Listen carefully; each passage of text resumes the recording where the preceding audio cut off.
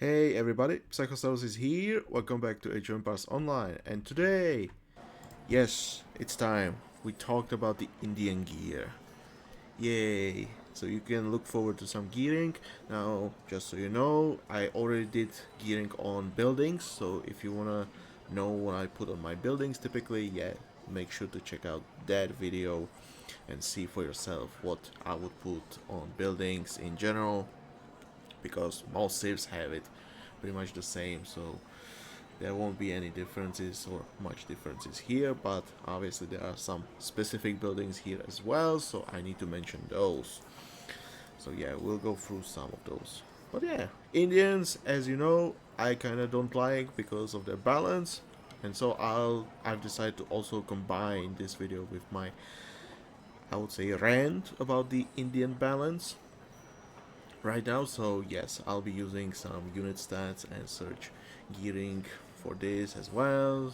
And yeah, so you will hear me complain about the Indians at the same time. And just so you know, I'll put it in the numbers so you know, so you see it for yourself, like what I'm talking about when I say Indians are goddamn overpowered to some degree.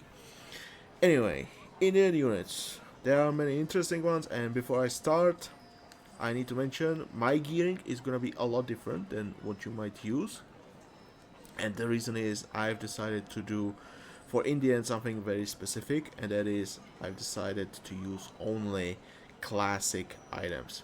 What I mean by that, every item that you see me use on my Indians are items that existed before Project Celeste. Okay, so everything that was added with Project Celeste I'm not using, unless there are a few exceptions, and that is Gada Warriors and the Club Monkeys, because there was no heavy club for me to use otherwise. There would be no other club for me to use otherwise. I mean, there are some heavy clubs that use the AI during the quests, like the followers of Autolicos with their bandits and the club, whatever what they're called, those club guys, yeah. And then of course some chieftains and then sea people I think have those as well. Yeah, those are very specific ones. So those I don't think are even droppable normally, so I don't think those exist as an item. I might be wrong about it, but I believe last time I checked that they did not drop. So I might be wrong about that. But yeah, those are only exceptions. So whatever you see here will be only classic items for me. That's what I'm doing. I'll obviously tell you about the other options that you can do. So even the Celeste items, yes. So yeah, let's get into it. Okay, first there are buildings. Okay, we'll skip those for the end. Okay. So let's start. Villagers. And by the way, if you feel like the UI is a little bit too small, the reason is I just got a new monitor, so yes, I have higher resolution, and so the UI is a little bit smaller. So if you feel like, hey, I barely see anything suddenly, yeah, that's because I have larger monitor now. So yeah, unfortunately the UI will be now a little bit smaller, which is unfortunate. For me it's not that bad, because what I see is basically what I saw before. But yeah, when you see it in video, it most likely will look too small for you, so that's unfortunate. Anyway, villagers, I'm gonna say pretty much standard stuff. So yes, the Hammer of Kavek is there, yay, my favorite. Obviously gather rate, building construction speed you want it. If you want to build faster, which in this case as Indian you might, so Divine Hammer of Construction is also an option. You can do that as well, because villagers are gonna be used for constructing your base, while the elephant gatherers will be used for gathering resources. And so you can switch this for the Divine Hammer of Construction. It is an option obviously as well, so yes, whichever you prefer, pick one of those two tools. I don't think that there's any other tool that I would suggest. Like I remember, like, one of those summer event posts where the Celeste team suggested using the summer hammer. Don't do that. Whatever you do, don't do that. Okay, never put that on your villagers. That hammer is good only for one single unit, and that is the Roman engineer. Okay, don't put it here. Remember that, because you still need villagers. Remember, the elephant gatherers are available only in H2. Okay, in H1 beginnings, like for example Valley of Kings, yes, that would be terrible life choice to do. Okay, don't do that. Anyway, Golf armor, this one is up to you, so you have the choice for the food gathering. In my case it's the alligator hide kitten, but you can go obviously with the tunic of the collector for the food gathering. If you want more wood, then obviously there's the Roman toga, I think it is, or as I have here, the ancient Trojan god kitten. Now you can choose one of those two. It's up to you, whichever you prefer. Me personally, I have my villagers set more on food, while the gatherer elephants are focused more on the wood gathering. So yeah, you can do it otherwise. Works the same way. There are obviously some advantages and disadvantages, like for example the gatherer elephant gathers resources faster, so yes, when you put them on trees you will have more wood, but at the same time, if you don't have villager anywhere near that, it might take a while to rebuild a storehouse. So yeah, you might still have to pull off some villager to build the storehouse. But yeah, if you have the elephant gather on food, obviously that's a good option as well. So whichever you choose, pick one and do it the way you like. Other options, yes, there is also the ropes of Babylon for discount. If you want those villagers cheaper, that is also possible. But yeah, I think the gather rates are much better for the discount. Just pick Agathon H1 as your advisor, and your villagers will be cheap enough, so you don't need to worry about that much. And the labor gear is going to be the Nebuchadnezzar swine, or in my case, Goignius meat of eternal life, which reduces the training time. Obviously, you have limited number of TCs, so you want to produce as many villagers as possible, and so the training time is needed, and that's why I have this. Alternatively, you can use the discount, the Gerda's gardening tools for cheaper villagers. That's also possible, but as I said, you can just pick Agathon H1 and your villagers will be super cheap, so you don't need that, and it's better just produce them fast so you have a lot of them, and suddenly, yeah, you're rich with resources. So there's that, villagers done. Moving on, elephant gatherer, or gatherer elephant, whatever. Now, this is very specific for Indians. Obviously, this unit is dedicated to gathering. In my opinion, this unit is somewhat well balanced. Okay, I already said it. I think it's fine as it is. It's available in H2, so you need to reach the Bronze Age to get it. It's more expensive than your villager by 20 units of food, but obviously there are advisors that can affect the food cost. One thing is Agathon is also affecting the gather elephant, so the discount from Agathon will work here as well, which not sure if I would completely agree with it, but yeah, it works that way. I just have to wonder why Roman engineers don't have the same thing. Like, come on, they are still like villager-like units, right? To build your base. I mean, that would be nice to do. But anyway, yeah, it works, and practically anything that works on your villager gather rates, cost, and training times is gonna work on the gather elephants. I think village elder also works. I'm not sure right now, but if you just check the description, it should be there. Anyway, gather elephant. I like that it's more expensive. It takes a little bit faster to produce than two villagers, but obviously, if you would produce the villager, it would get sooner to work, and so you will get some work time from the villager, while the gather elephant, yeah, it will take 10 seconds longer to produce one, so there will be some delay with that, but once you get it, hey, it gathers faster. So it depends. Do you need those resources sooner? Yeah, the villager is there. If you just want more resources over time, gather elephant is gonna cover you for that. Anyway, the gear. So for tools, I think it should be obvious. Tools of Valent should be the best choice here, as the gather elephant is all about gathering, and that's it. So why would you use like anything else? Like, okay, you don't have anything else, you can use the Dean and Archon tools for the highest gather rates. But once you get the tools of Wayland, that's the best option you have, okay? Because the gather rates there are super high. Now, as you can see, I'm using the classic tools of Wayland. I don't have the new ones, so if you want the new ones, yes, put it on the gather elephants. It should be better because the food gathering is so much higher, and for the other resources it's around 20%, so it's going to be better than what I have, okay? 100% much better. But yeah, I'm using the classic ones, so that's what I decided to do. I have it, it's mine, it's what I do. It's a classic item. Now for the golf armor, as I mentioned with the villagers, you can use the food or wood, whichever you choose. So Tunic of the Collector or the Roman Toga. Pick one, do whatever you want. Obviously there is also the option of the Babylon robes for cheaper elephant gatherers. That can work. Obviously elephant gatherers are more expensive, but as I said, the Agathon advisor works here as well, so the discount might not be that needed. So you can skip that and just use the gathering ones instead. And then obviously for the laborer gear, again I'm using the training time, so Nebuchadnezzar's wine, or in this case Goivnus meat.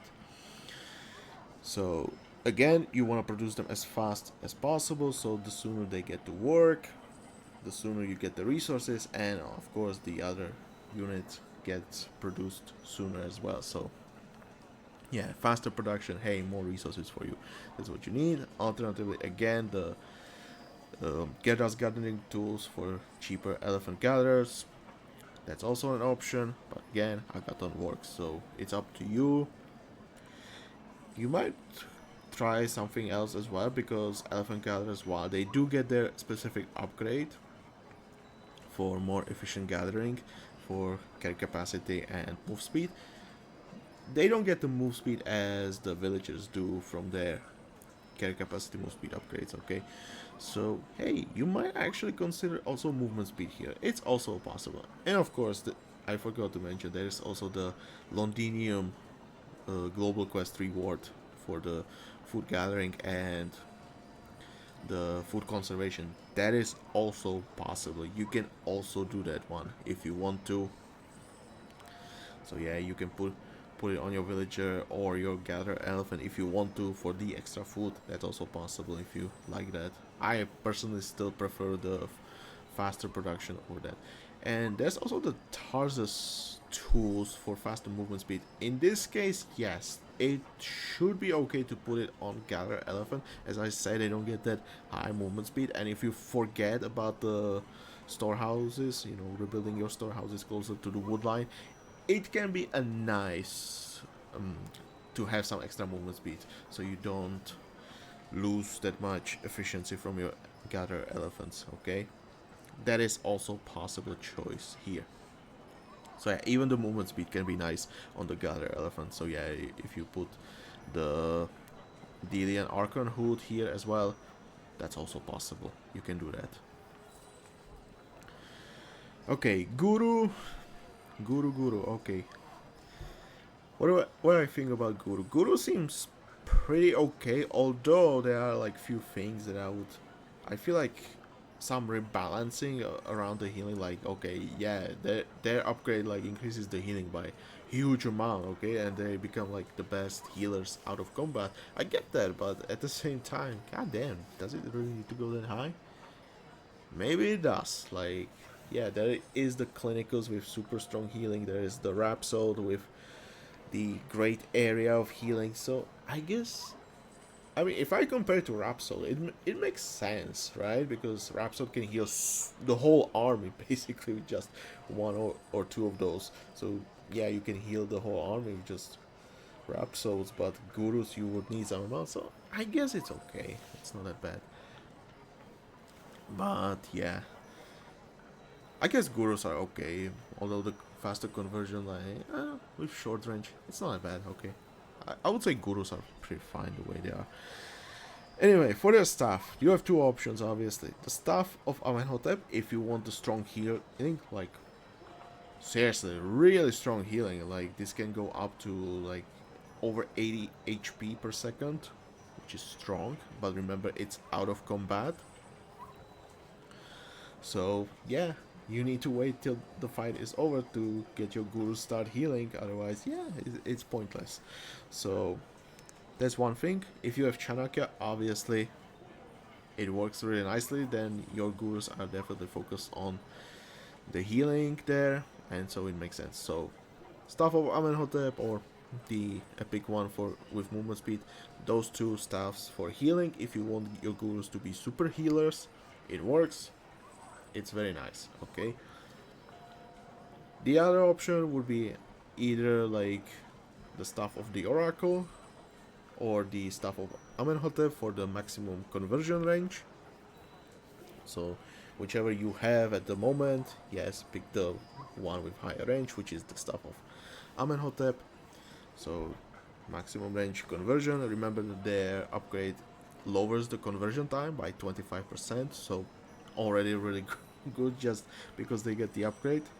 So the range should be more than sufficient. Obviously, if you are playing the Kalinga's Eternal Bastion legendary quest, then yes, you can go with the Roman legendary store staff, whatever its name is. If you want to convert cavalry even faster, that is also an option. And for Indians, yeah, this is kind of issue I have with the quest because goddamn, if you are playing as Indians, your elephants have the gear, so they will do a lot more damage. Kind of unfair, to be honest. A reason why I don't like focus on priest in quest, okay? Because goddamn, one Sith will just get a huge advantage of having gear on those units. But yeah, that's a sidestep from that. Anyway, yeah, so either focus on the conversion or on the healing, whichever you prefer. It's up to you. There's also Staff of the Ice King if you want super fast conversion of siege units. Can be interesting sometimes to try that. And yeah, like I said, basically focus either on the conversion or on the healing. Choose one of those. For my cloth armor, I have the Ropes of Menace for some faster movement speed. That's nice, so you can actually move them and make them run away if you need to, and the health helps them survive a little bit longer. But obviously, that is the... You can use Actaeon, so they just take reduced damage in general. You can use the robes from the Rakotis legendary store for full health, so they last longer. You can use the Set's Best Vest for pierce armor and infantry armor, which should work nicely if you make them heal each other through the Zahak's Idol, so they can last even longer. That is also possible. But yeah, in general, also the Robes of Babylon might be actually the best option here, just to make them cheaper. So hey, you don't have to spend like 100 gold for each guru, and instead make them cheaper and hey, more affordable. Hey, it's nice to have a super strong healer in your army. Doesn't hurt, obviously. Anyway, yeah, so pick whichever cloth armor you want. Either go with the Robes of Menace, some more protective ones like Actaeon, Set's Best Vest, or just go with cheaper with the Robes of Babel. All of these pretty good options. Yeah, I think as long as we have some health on those, it should be fine. And now for the religious item, I have the Tablet of the Dead, so I can produce my gurus a little bit faster. It's nice if I need some number of those. That definitely does not hurt in the Kalinga's Eternal Bastions, so it's nice to have some number of gurus so I can convert the enemy elephants for myself. It's nice. Alternatively, you can get the Zahak's Idol, which in my opinion is still going to be the best option you can get for your priest units. Like HP regen is very nice, so when you are in combat and you cannot heal your own priest, hey, health regen helps to keep them alive a little bit longer. So that's a nice thing. Cheaper cost, obviously, so you can afford those priests, and some small amount of health to help them alive, keep them alive. Obviously, you can also go with the what is it called? The Farafra Oasis store the tablet there for the maximum health. Yeah, the console tablet for maximum health, or if you have the idol, the epic idol for health, so they survive a little bit longer. It's up to you, whichever you choose. But like I said, I would prefer the Zahak's idol overall, as in my opinion, it is the best item for your priests right now. But yeah, you have options. If you feel like to, you can go with the tablet of the day. Caravans, okay. Basically, it's going to be the same stuff as with other caravans. Focus on the movement speed and trade, so it would be Merchant Log of the Nile. Then it would be the cloth armor, which would be either Robes of Menace for maximum movement speed, or if you have the Turin cloth armor from Moes, even better for the higher movement speed, so your caravans can actually generate the gold faster. Alternatively, you can go with Robes of Babylon for cheaper caravans, and so it makes it easier to produce the train the caravans for yourself and start generating the gold sooner. So works as well. Depends whichever you want. Do you want the early savings for food and wood, or do you want more gold overall? It's up to you. And same goes for the labor gear. You can go the Delian Archon's hood for maximum movement speed. You can go also with the Gerda's Gardening tool for cheaper caravans. Ishtar Swine is there as well for faster production and movement speed, or just the Nebuchadnezzar Swine for faster production. Now for markets, it's actually worth mentioning that you can build multiple markets, so the faster production might not be as necessary, and usually you need markets mainly for the caravan production, and then obviously there are the buy sell tax as well, so yeah, it's like 2 tax, it's not that bad. So the production time is not that needed as with villagers, okay? But it's up to you. If you want faster production, it's there as well. So pick whichever you prefer. Do you want the savings? Do you want the more gold overall in time? It's up to you. But yeah, as you can see, for my merchant gear, I've decided to use the Merchant's Bounty, which is not the Merchant Log of the Nile. Obviously, Merchant Log of the Nile is the best one overall, because best movement speed, best trade. Even when you reach the maximum trade value, the maximum trade gold, it's still the best, okay? But obviously, if you get the Tarsus merchant gear, it's also an option. But yeah, I decided to use the Merchant's Bounty. I was like, hey, I want some legendary item here, okay? Now which one do I use? And since there are only 2 classic ones, this one, the Merchant's Bounty, or the, what is it called, Seamorks Merchant Log, I think that's the one which is weaker but offers snare resist. Yeah, I decided to go with Merchant's Bounty. The cost is nice to have there. Movement speed and trade is just pretty high, so yeah, close enough to the Merchant Log of the Nile. I'm not complaining, okay? It's pretty nice. But yeah, Merchant Log of the Nile, if you have that, that's the best option. Obviously, if you don't have it, there's the epic version, the Nectar Field. Merchant's Bounty is also very nice. Or you can just go to Tarsos, get that one from the global quest reward, or the quest pack reward, yes, and use that instead of the tool. Obviously, you can choose either that or the tool, okay? So careful with that. But yeah, both good options here for Indians. Anyway, moving on. Fishing boats. Again, this is going to be very similar to the other civs. And I just need to remind myself because I keep forgetting. Okay, Indians are on the same level as Persians and I think Romans as well, if I remember, where they get only the first upgrade.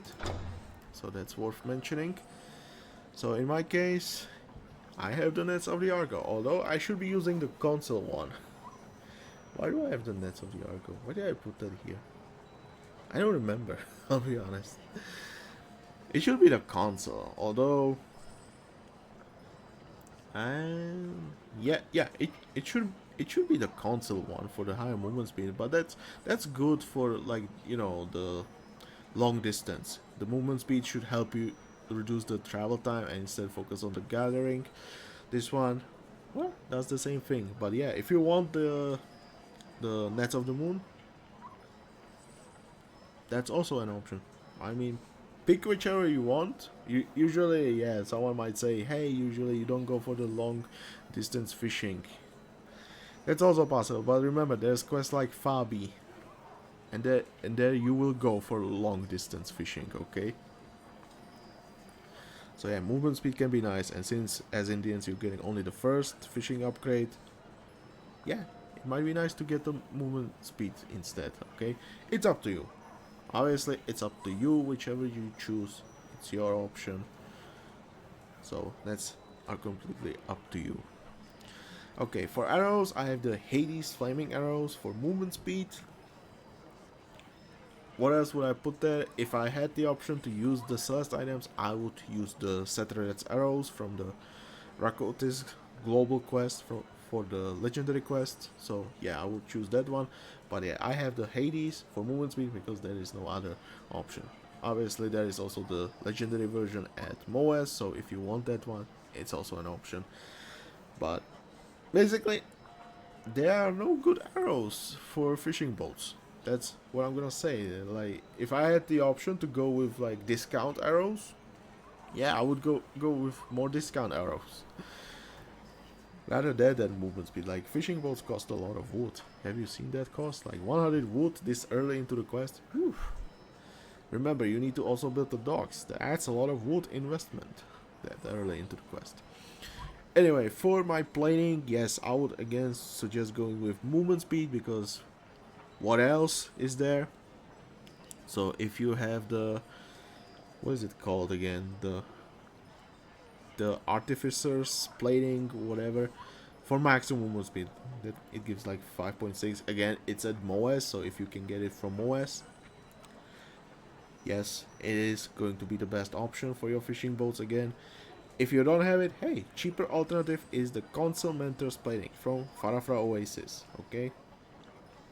Remember to check that. This one offers also pretty nice movement speed, 3.3%. Some nice health. I think it's even higher than the Artificer's plating. So that's very nice. And also some damage. Hey, doesn't hurt. At least not me. So yeah. If you want some cheaper alternative, yes, Consul Mentor's plating. Movement speed, as there is no other option for your fishing boats again. Like, again, I would prefer like cheaper fishing boats, but unfortunately, yeah, no plating for that. That's where you get the ship accessories. Anyway, I have the Oars of Hatshepsut for movement speed because what else would I be using from classic items? So yes, Celeste items. Howl of Dolphin or whatever it's called. Is it Dolphin or Kufu? Whatever. It's the one that gives a lot of discount and reduced health and damage. That one in my opinion is the best choice for your fishing boats. And then the other best choice would be the summer events, Rudders, whatever it's called, for faster movement speed, faster production, and cheaper fishing boats. Which again, I'll keep saying, goddamn, that rudder is super strong. So yes, if you want it, yes, fishing boats ideal, and you do not lose the health and damage as well. So that's a really strong rudder in my opinion. You should get that one. But hey, if you want cheaper fishing boats, then the hull is even better for that. But yeah, it's up to you. Whichever you choose. I have movement speed. That's why I didn't go the console one, because I have the movement speed on all the other gear. That's why I have it. That's why I have the Nets of the Argo. I remember. It's also an option. Anyway, merchant transports. Very nice units. So I'll take it from the end. Also Hatshepsut for movement speed, faster trading. Same as with caravans. You want them to move fast, so hey, it does not take that long to generate that gold. Alternatively, you can go again the summer event runners, which again movement speed is there, The discount is there, which for merchant transports that cost 150 wood. That's very nice. Also faster production. That's also very nice. So yeah, rather again really strong here. And if you just want cheaper merchant transports, although I do not recommend it because sometimes you might use them for transporting your units, and if there's some random enemies attacking your merchant transport suddenly, yeah, that might not be a good idea. But hey, the hull for cheaper, weaker ships, that's also a possible option here. But yeah, I do not suggest it because hey, if you use your ships, your merchant transports for unit transportation, yeah, if there's an enemy unit, it might not be a good idea at that moment. But yeah, it is an option as well. The planing, again, if you have the artificer's planing for maximum movement speed, that's going to be the best for so your merchant transport can drop off those units even faster. That's an option, and obviously for trading as well, so good for your economy.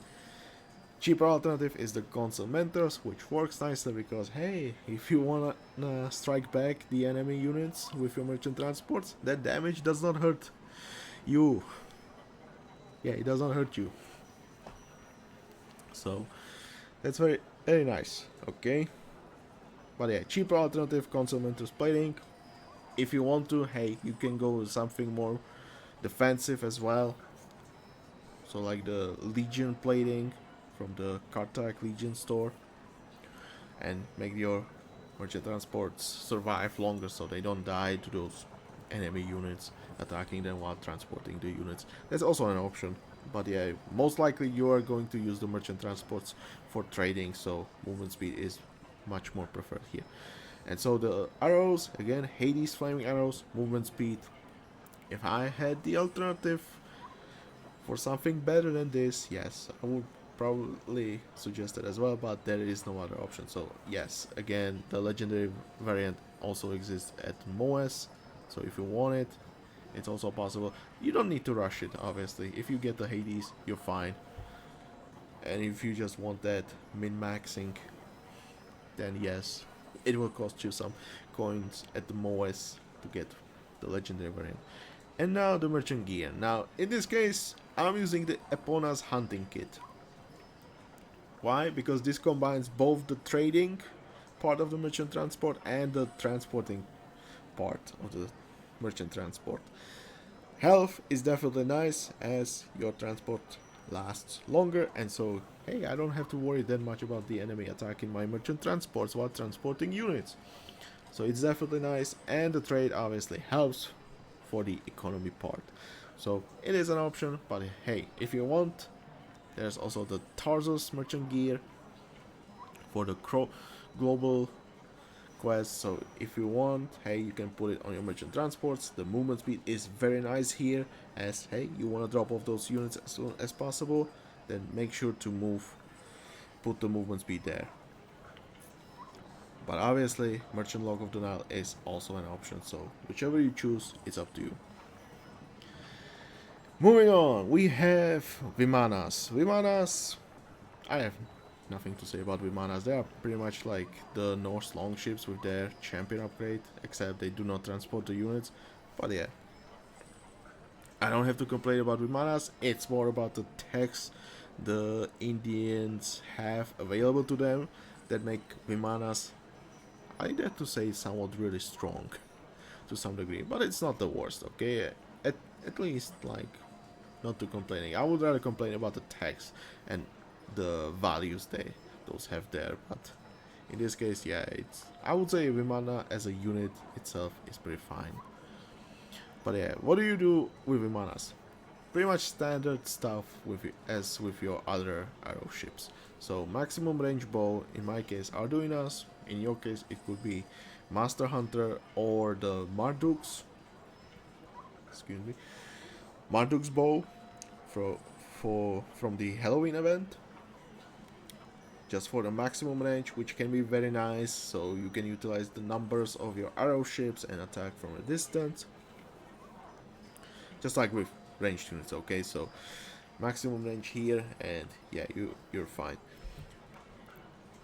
Obviously, if you're not afraid of taking damage, then you can obviously pick some other bows, like for more maximum damage you can go with damage and health bows. That's also an option. Anything else? Yeah, either go full damage range, or damage health. I don't think there is anything else that you need. Like against like infantry, you don't need damage because hey, you're just on water. They cannot attack you, so you don't have to worry about killing them too fast. So you don't need it. Instead, I would just go with range so I can attack from the distance in that case. So yeah, maximum range and damage. For my arrows, I have the arrows of Actaeon. There's also the Delian Perceptor if I wanted more range and less damage. That's also an option. Obviously, I could, again, if I'm not afraid, I could go with more health damage arrows, the arrows of Germanicus from the legendary store. I mean, I could go with just maximum damage, just like the the Carthage Legion store. That could be an option. But yeah, in general, I would just suggest using the arrows of Commentorius, because hey, what are you going to use your arrow ships mainly for? Attacking enemy ships. Yeah, I need to be careful here. I hope I did not ruin the recording now. Anyway, if you see this, it's fine. So yeah, arrows of Commentorius for the bonus against Navy. Again, you could probably go with the Piercing Frost as well, but as I said, the Indian have tags, especially the Golden Age tag for Igno Armor in this case, so you don't need Piercing Frost that much. But hey, if you want it and you want to destroy buildings even faster, it is an option. But yeah, again, I'll just suggest using the Commentorius arrows instead. So in my opinion, that's going to be the best choice. For the planing, as I said, their champion upgrade gives them only maximum damage. You do not get the maximum range like, let's say, the Greek triremes. So in this case, it is fine to go with the runic heavy bronze armoring for maximum range, or the legendary version if you have it. What is it? The runic heavy iron armoring, or whatever it's called. Whatever. It's the craftable item, okay, for maximum range plating. So yeah, I have this here. Obviously, you could go with the health damage, the Trifront plating. That is also an option, but remember, you don't get the maximum range from champion upgrade. So in this case, you do not attack from that huge distance. Okay, so in this case, the runic heavy bronze armoring, I would say, makes more sense. So you do get the range, same, but it's basically the same as with the Norse longship. So yeah, it's up to you. Do you want just more damage overall, or do you want the range? It's up to you. And for the ship accessory, I have the Solbeck's Rudder of the Dolphin for faster production. It's very nice in the early game when you need your first ships out, okay? The first arrow ships getting out from your docks production. It's very nice to have it, because goddamn it takes a while to produce one of those. So yeah, like almost 15% lower production time. Very nice. Anyway, alternatives. What is it called? The hull of what is it called? The one with basically master assassins for ships. Yeah, so damage, health, increased cost. That one is an alternative if you just want your arrow ships to be stronger, but also more expensive. But it is worth, so definitely it is an option. You can go with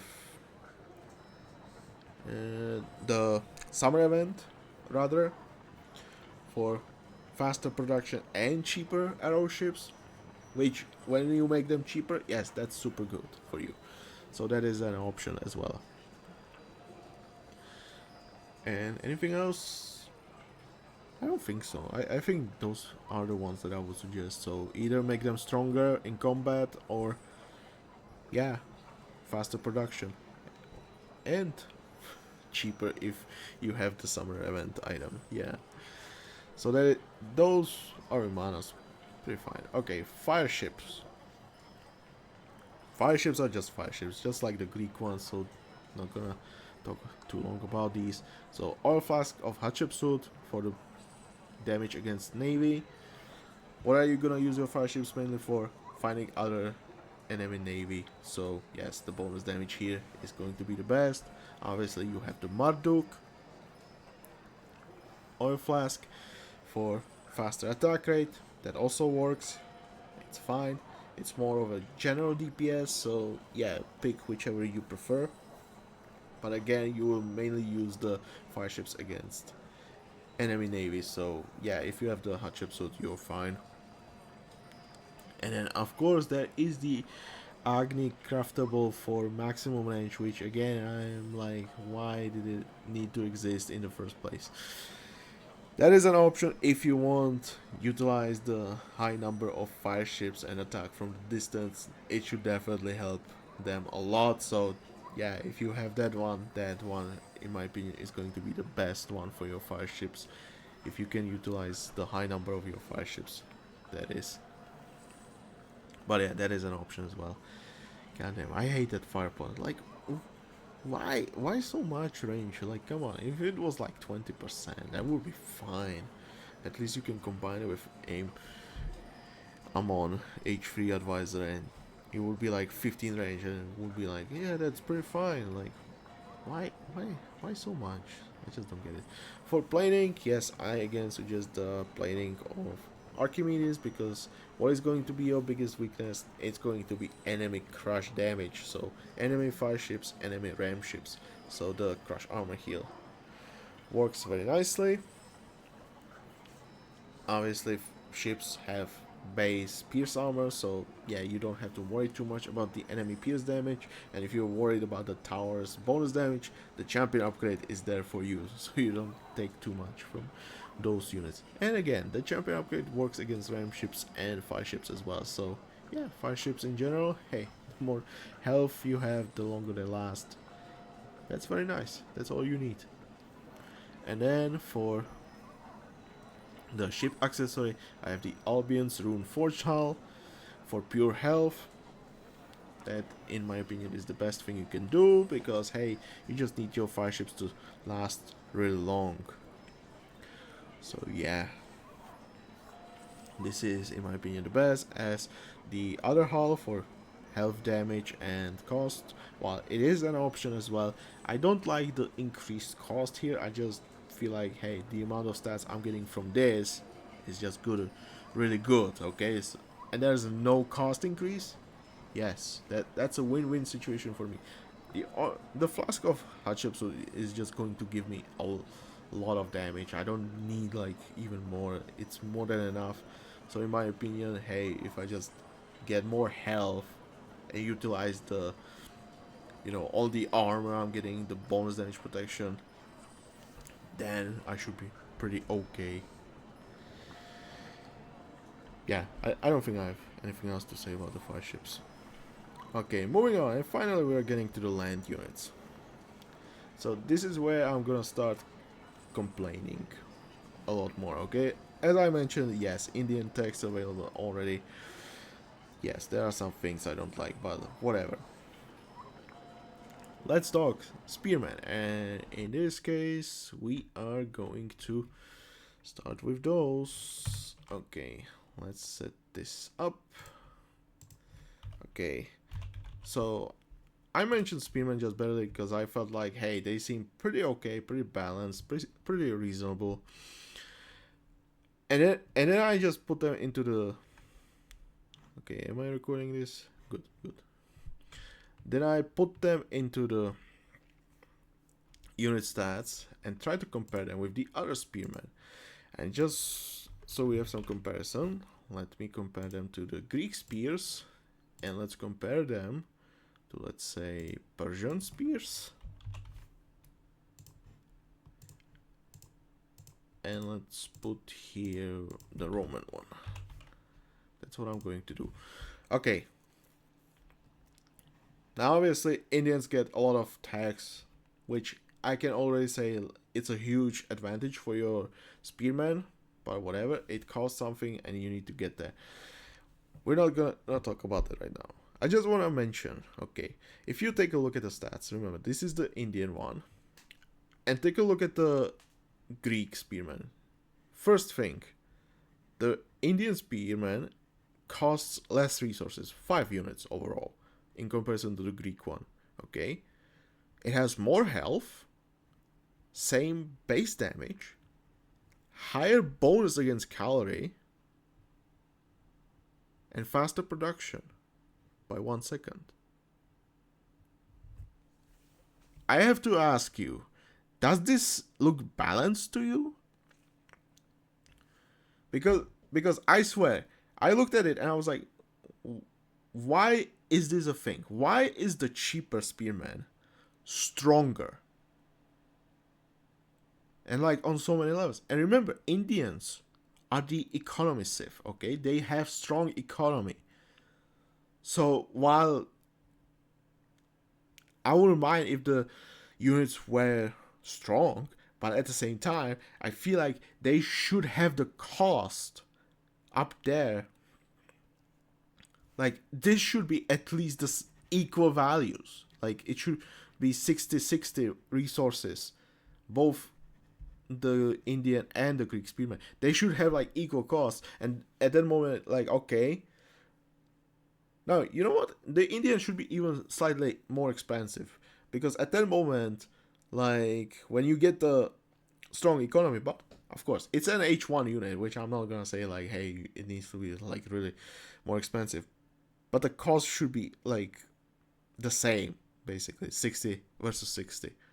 Because goddamn, look at that. It just it's cheaper, more health, more damage against cavalry, faster production, so it's easier to spam.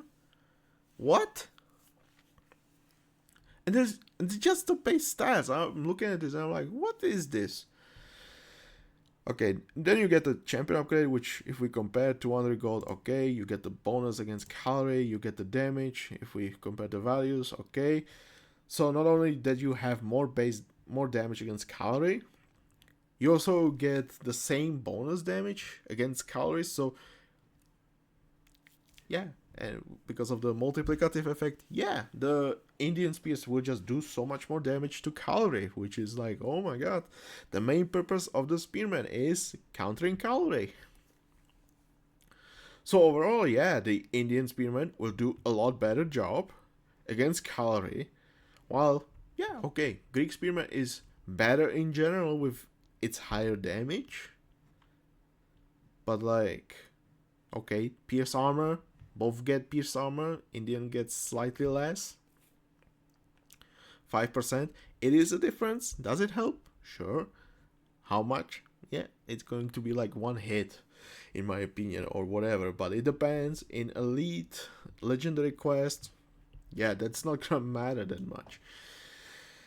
Like, yeah, there's basically going to be like zero difference in that case. But yeah, like, goddamn, like, okay, you get slightly higher damage, but here you get more health, and that's not all. Okay, you get the faster production after the upgrade at the economy, but here, hey, I get movement speed, I get splash damage armor, which, by the way, as I mentioned, the splash damage armor works against champions if the unit is the main target. Okay, so this means, hey, those spearmen, not only that, hey, they have higher health and they do more damage to cavalry units, they can also survive elephants longer. So basically, these spears become the best anti-elephant spearmen in the game. No joke.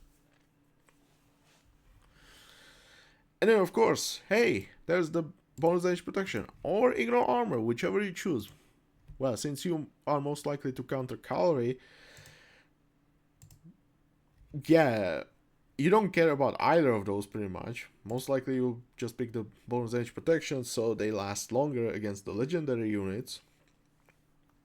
But if you're fighting, let's say, cataphracts or lancers, then yeah, the ignore armor can also work. But hey, if they need to survive, yeah, both pretty much work just fine.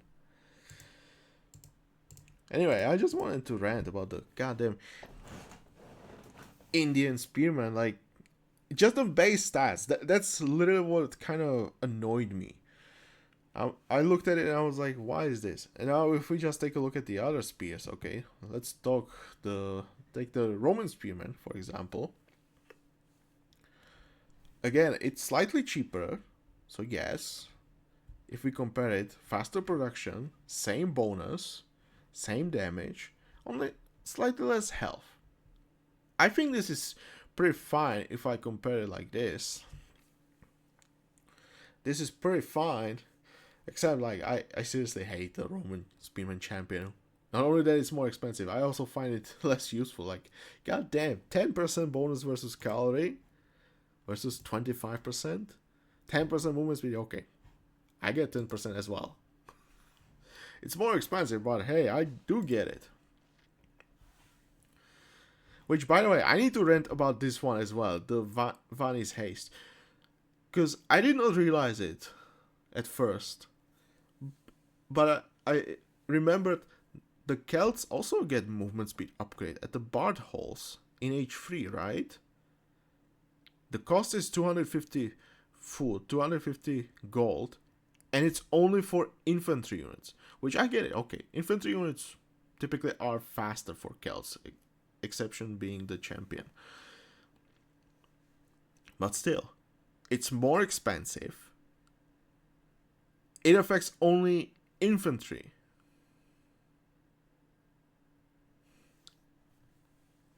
And you need to build the goddamn Bard Hall. And it takes longer to research as well.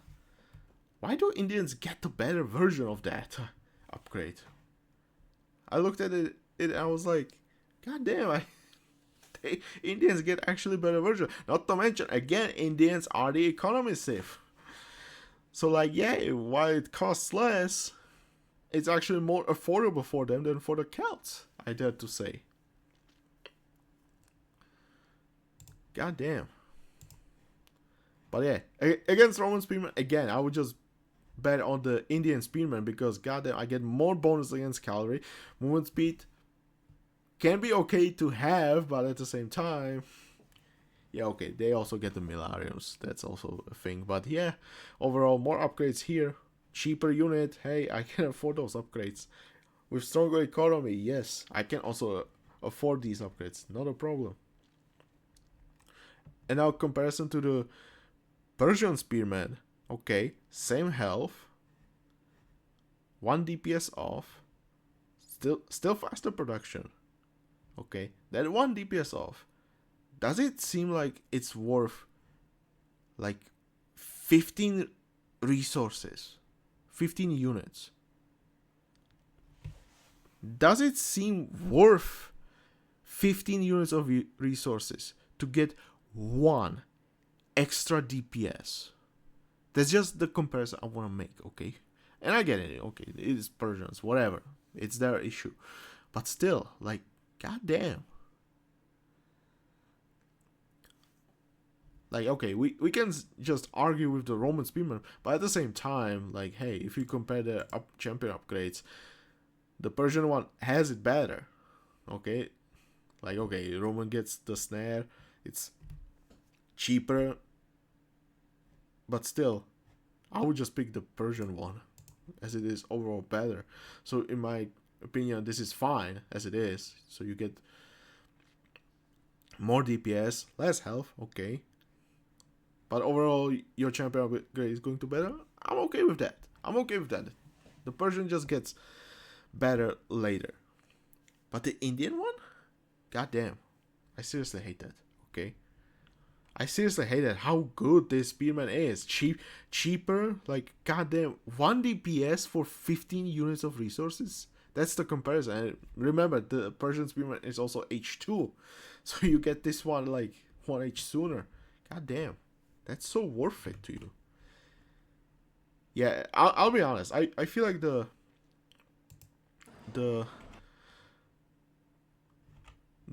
Indian Spearman should just have lower base damage against cavalry, or just lower base damage as well.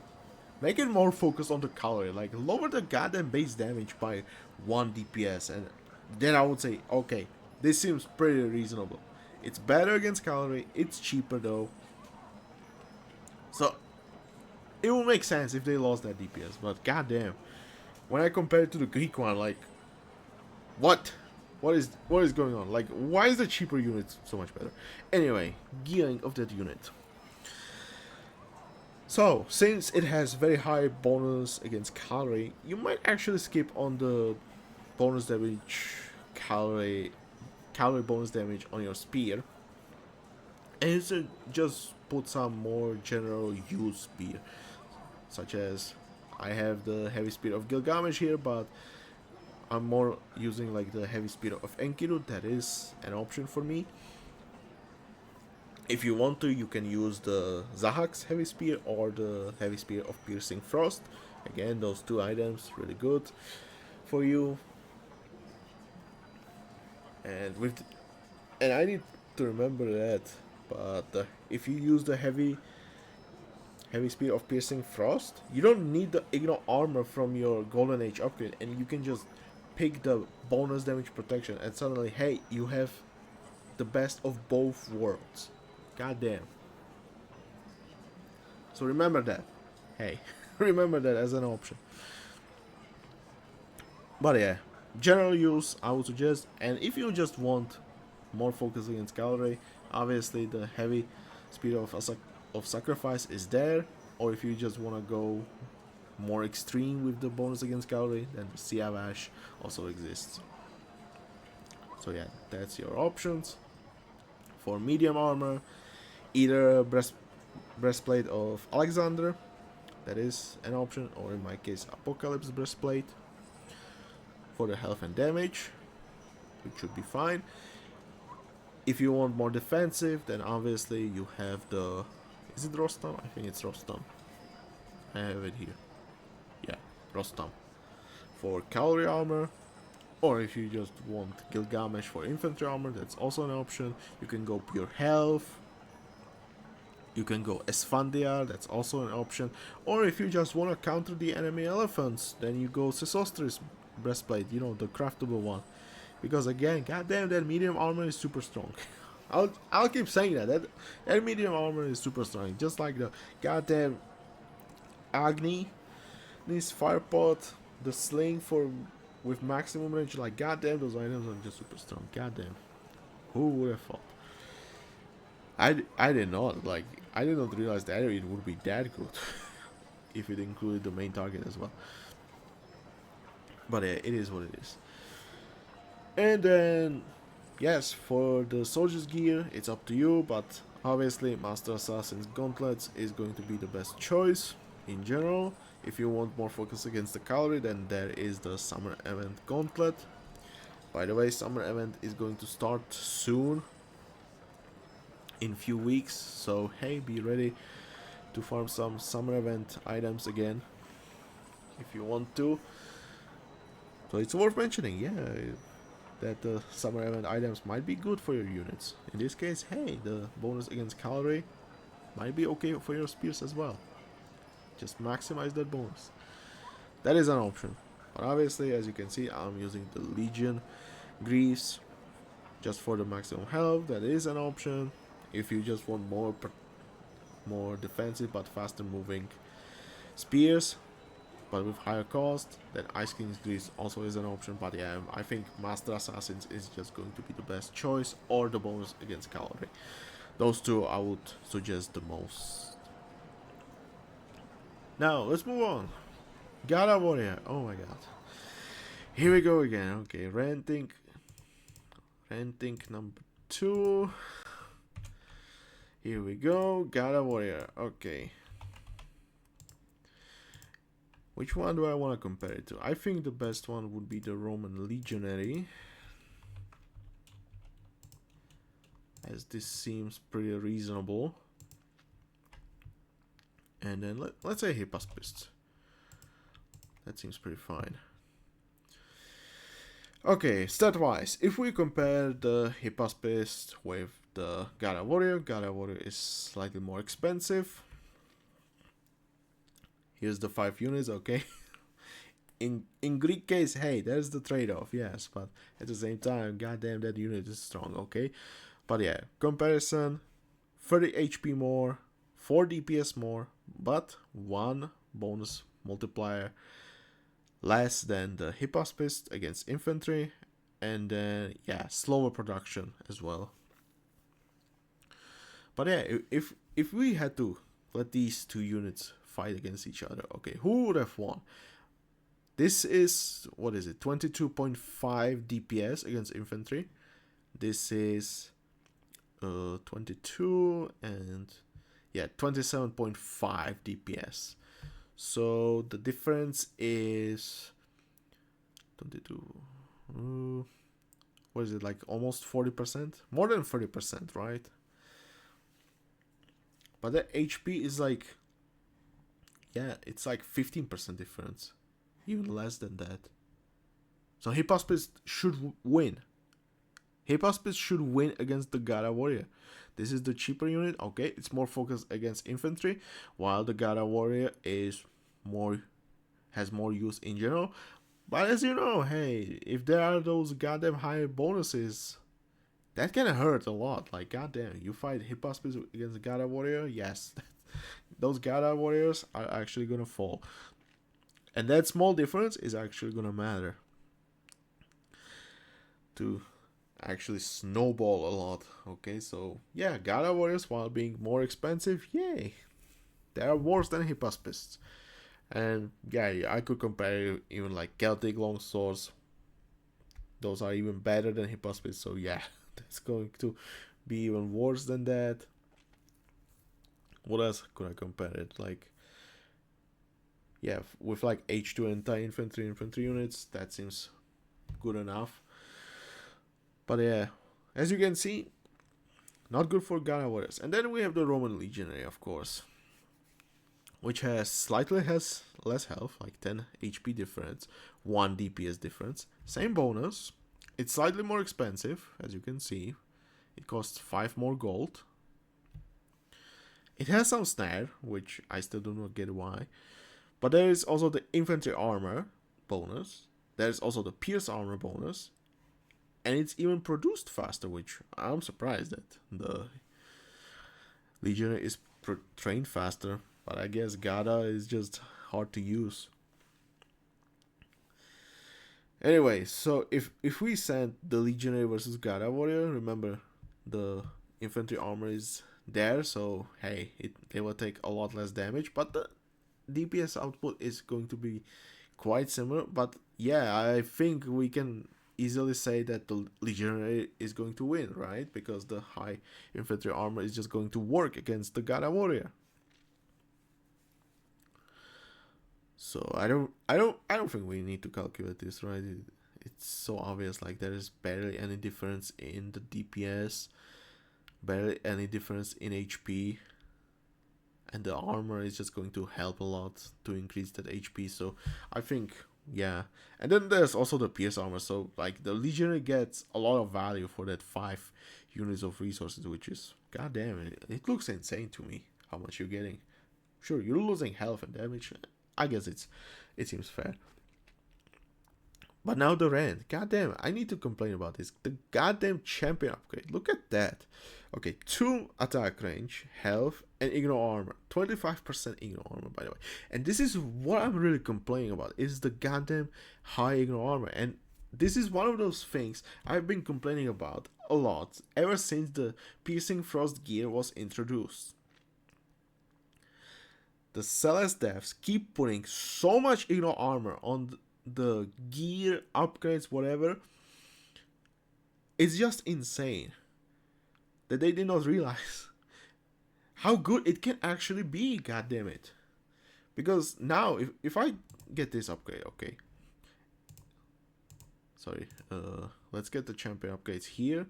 Let's get the champion upgrades here. Who do you think is going to win now?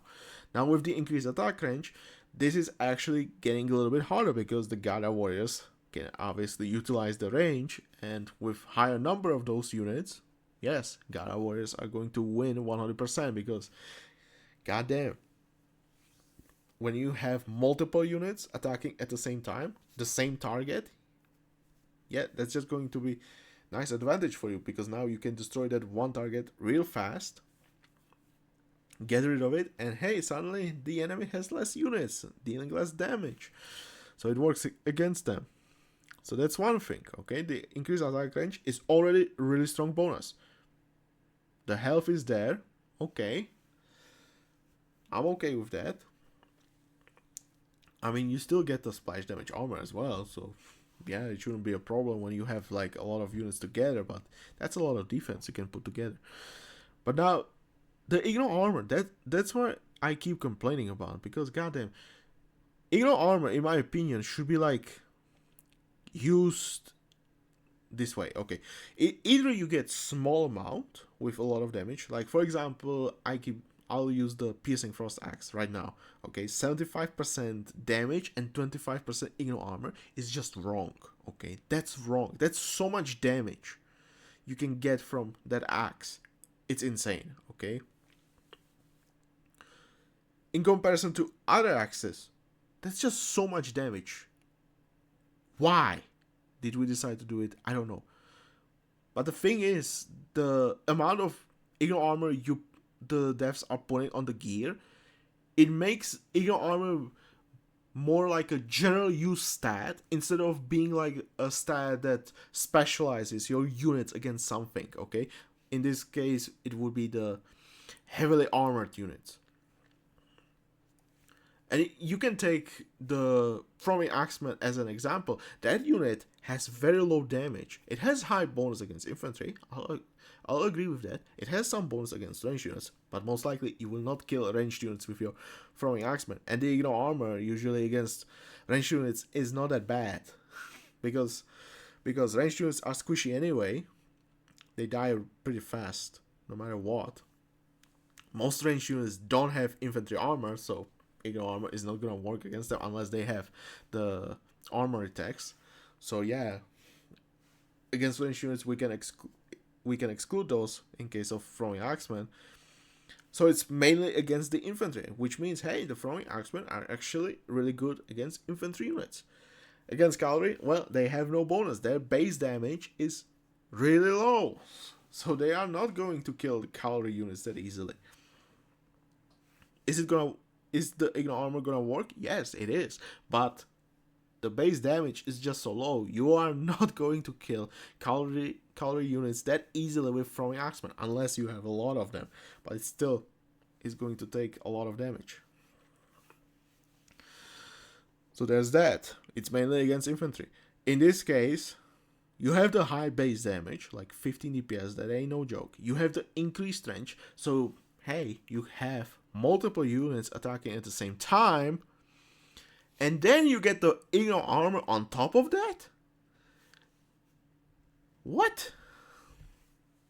Can you imagine just how good this can be when you have like the mass of Garas and they just hurt, and no matter how much armor you get, that 25% ignore armor is just going to be there. You cannot do anything about it. And just remember when we were playing those legendary quests, how I kept complaining about Gara warriors having that ignore armor. Remember seeing that large group of Gara warriors and how like me training infantry units literally meant they are going to die super fast to the Gara warriors. Okay, there are also the bowmen, but hey, bowmen I can snipe with towers. But my like Hippaspis, like they got out and they got dead because like 5 Gara warriors decided to attack at the same time. And I couldn't do anything about it. I needed like huge spam of those units to be able to calm the situation, right? To deal with the situation. But like fighting with those Gara warriors, how much did it cost me to get it done, right? How much did it cost me? How long did it take to actually deal with those Gara warriors? Like once you see like 10 Gara warriors against my infantry units, yeah, that's a problem right there. And when they start with the champion upgrade, They start with the champion upgrade, which, by the way, costs 400 gold. 400 gold, and I said it before, this 400 gold basically means that the last armor upgrade is basically worth of like the second tier. Basically, when you get the last armor upgrade, it's like you have only the second tier. Which means, hey, that 400 gold just ruined 1500 units of resources worth an upgrade. Like, that's so insane. That's so insane. This is why I don't like those huge numbers. From the X-Men, as I said, low base damage, and they are mainly against this one unit type, the infantry. Gara warriors, while they are mainly supposed to be anti-infantry, their low base damage, low bonus against infantry does not suggest that. It suggests this is more of a general use unit, and that attack range, again, suggests more of a general use, especially in melee fights. HP should help you survive longer against enemy pierce damage. That armor, that's just what? That's just a unit against everything. That the Gara warrior is literally a unit against everything. What am I supposed to counter it with? Masses of my own units. Yes, great. And then ranged units. Okay, I'm fine. Okay, ranged units, I can take that. Okay, I can counter them with ranged units. But goddamn, I train anti-infantry units. They should be able to last some time with their base armor. But they are not. They are not going to last. Because 25%. Can you imagine? What are you supposed to do? Okay, Romans, H2. And you see Gara warriors with the champion upgrade. What are you supposed to do? You do not have access to the Scorpios. Those are H3. You are H2. You don't have access to the goddamn Cretan bowmen. What are you supposed to do at that moment? What are you supposed to do? Spam slingers till you like stone them to death? Like, goddamn, that's going to take a while, because those Gara warriors, with the extra health they get, yeah, those get a lot of health, like 1200 health or something like that. Goddamn. Anyway, just in comparison, like, who's going to win now? Okay, basically, Gara warriors now have 25% more damage. 25%, okay. So almost 20, like, let's say it's 19 versus 70.5. Okay. With the higher health, this can be questionable. At this moment, this can be questionable. Now, 1v1, it could still be, the Legionary could still win. But if we compare like larger groups of units, Gara warriors are going to win because of the extra range. Hypaspist, I mean, this comparison, now I get, okay, 3/7 of that. What is it, like, so it's like 10% extra damage, something like that. So if I get 10%, it was 22.5, so now it's 20, 24, 25 DPS. Let's say it's 25 DPS. I mean, yeah, again, it's going to be pretty much equal. So yeah, like 1 versus 1. You could bet probably like on the Hypaspist or Legionary. But once you see those larger groups, that's where the Gara warriors are going to rule. And when you see elite Gara warriors, that's even worse, okay? I don't think your Hypaspist or Legionary are going to last that long against elite Gara warrior. And not to mention, there's also this upgrade. In Golden Age, like, goddamn, yeah, sure, Legionary get this. I can get this. I can get 25% BDP, and suddenly, yeah, those Hypaspists are not going to be that good. That's also an option. That's also possible. But yeah, my main complaint, the Igno armor is just too much. Let's reduce it. That's what I'm going to say. Let's reduce it to 10%. Goddamn, we don't need 25%. Lower it to 10%. Then you still have the option to get extra 15%. It's still there. It exists. Let me ask you, why would I get it when I can just go the bonus damage protection instead? I already have 25%. I can just go bonus damage protection and suddenly, yay, I'm going to last even longer. So there's that. Anyway, Garas, since we've mentioned them, they use the heavy clubs. So let's take a look, because we haven't taken that much look into these items. Sorry, heavy club, not clubs. So we have multiple options, as you can see, and these would be what you would choose from. Now, unfortunately, I don't have the Hanumans yet, but it is an option for your Gara warrior, as it offers good damage and good health.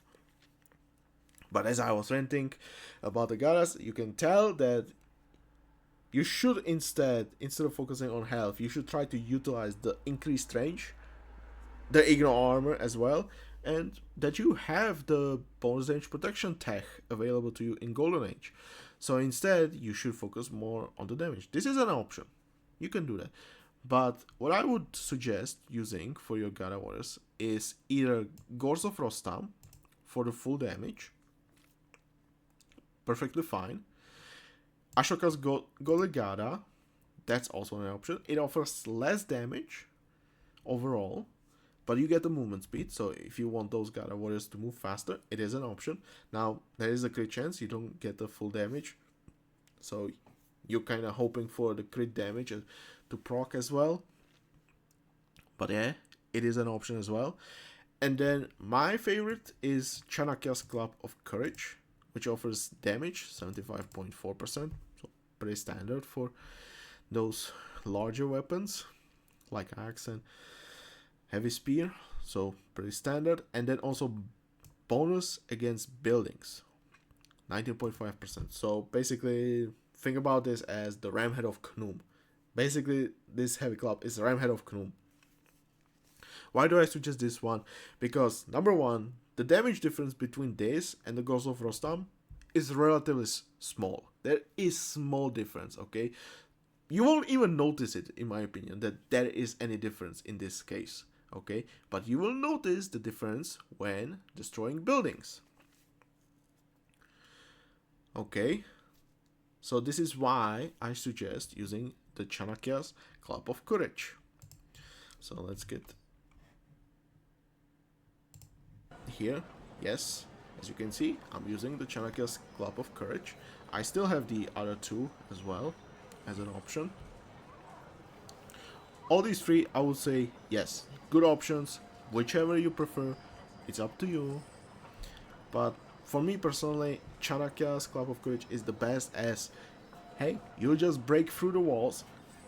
Again, utilizing that larger number of units, that can be a lot of damage against the buildings. So yeah, breaking through the walls shouldn't be a problem. Breaking the buildings should be a lot easier. This is why I suggest Chanakya's Club of Courage. The defense from the Hanuman's club is also very nice, but again, it depends.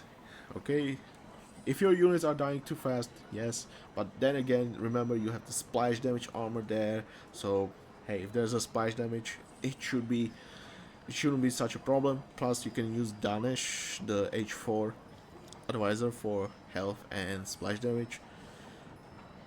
I need to stop using the word armor. It's splash damage resistance. Goddamn, we need to rename that, because it's not an armor. If it was armor, that would mean ignore armor works against it. Ignore armor doesn't work against it. We need to rename that back to the reduction, or make it protection. You know what? Let's use wording protection. Okay, we already have bonus damage protection. Let's use splash damage protection. Okay. That way it suggests, hey, it reduces the damage, but ignore armor is not working against it. That's what I want to say. Okay, let's not call it splash damage armor. Goddamn. I'm going to use protection from now on, because just like bonus damage protection, ignore armor doesn't work against it, then yes. Same goes for the bonus damage protection. Or sorry, splash damage protection. But yeah, you get that. You get bonus damage protection as well. So yeah, just break the buildings. And then Apocalypse Breastplate, again trying to maximize the damage output while also having some health. So this is, in my opinion, is the best choice. So Alexander Breastplate. And then also the Apocalypse Breastplate is an option. So yeah, for the damage you want these. You can also go like for HP, like hey, if you want your Garas to be super tanky, that's also a possibility. There's also the Hercules Club for full health build, which I have here on the Club Monkey, which we'll get to. So if you want just full health Club Gara Warriors, and then just put like Delian Archon breastplate here, or Esfandiar, or whichever you want, and just go full health, that's also an option. But the question is, what do you want as your backline? That's what I'm going to ask you. What would you want as your backline? Because I feel like if I want the elephant archers, I'll just go with monkeys. I don't need Gara warriors for that. But yeah, Gara, I guess with Danish it would make sense, as both of those units get the value of Danish. But then Gara warriors also take cost population space. The monkeys don't. Huh. I dare to say with monkeys it will be better. The blade chariots are just better on their own, so yeah, I think it's just better to go more damage focused build. Okay, so Apocalypse, but yeah, Gilgamesh, Rostam, Esfandiar, Delian Archon, whichever protection you want, that's also an option. And then obviously Master Assassin's Gauntlet for the maximum damage, or in my case I prefer using the Legion Greaves. But yeah, Master Assassins, Ramses, the gauntlets in general should be really good for guys. Remember, as I said, their base bonus against infantry is not that high. So just use the general stats, general health, general damage, bonus damage protection. Yeah, that should be pretty fine. But yeah, in my opinion, Garas need some tweaking. Goddamn. Nerf the champion upgrade. Goddamn. Put it down to 10%. You don't want 25% is just too much. And also, I would just change the stats so they don't feel that useless early game. Like, goddamn, I pay 60 for those and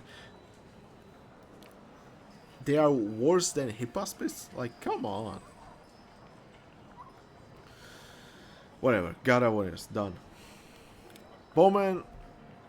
I don't think I have anything to say about the Bowman except the goddamn gear in those legendary quests. Goddamn, why full damage? That's so annoying. When you see Bowman with champion upgrade from the start and they do so much damage to your infantry units, it's super annoying. Like I swear, the Indian quests literally hate infantry units. But then you cannot go ranged units because Turangas appear, and you cannot go cavalry because Turangas and the spears, which again the spears have like one of the best damages against cavalry of all spears. Like, what are you supposed to do? What are you supposed to do at that moment? Everything's super strong, and with the strong economy. Like, goddamn. Anyway, Bowman. In general, I would say anti-infantry focus, so bonus damage against infantry. You should be fine. These Bowmen, in my opinion, are best used early game to counter infantry, so that's why I focus on the infantry damage. So, Bow of Theseus, Arrows of Amenhotep. If you want more range, the Arrows of Darkness exist as well. Then you can just go full damage. In my case, Memphis Militia Tunic.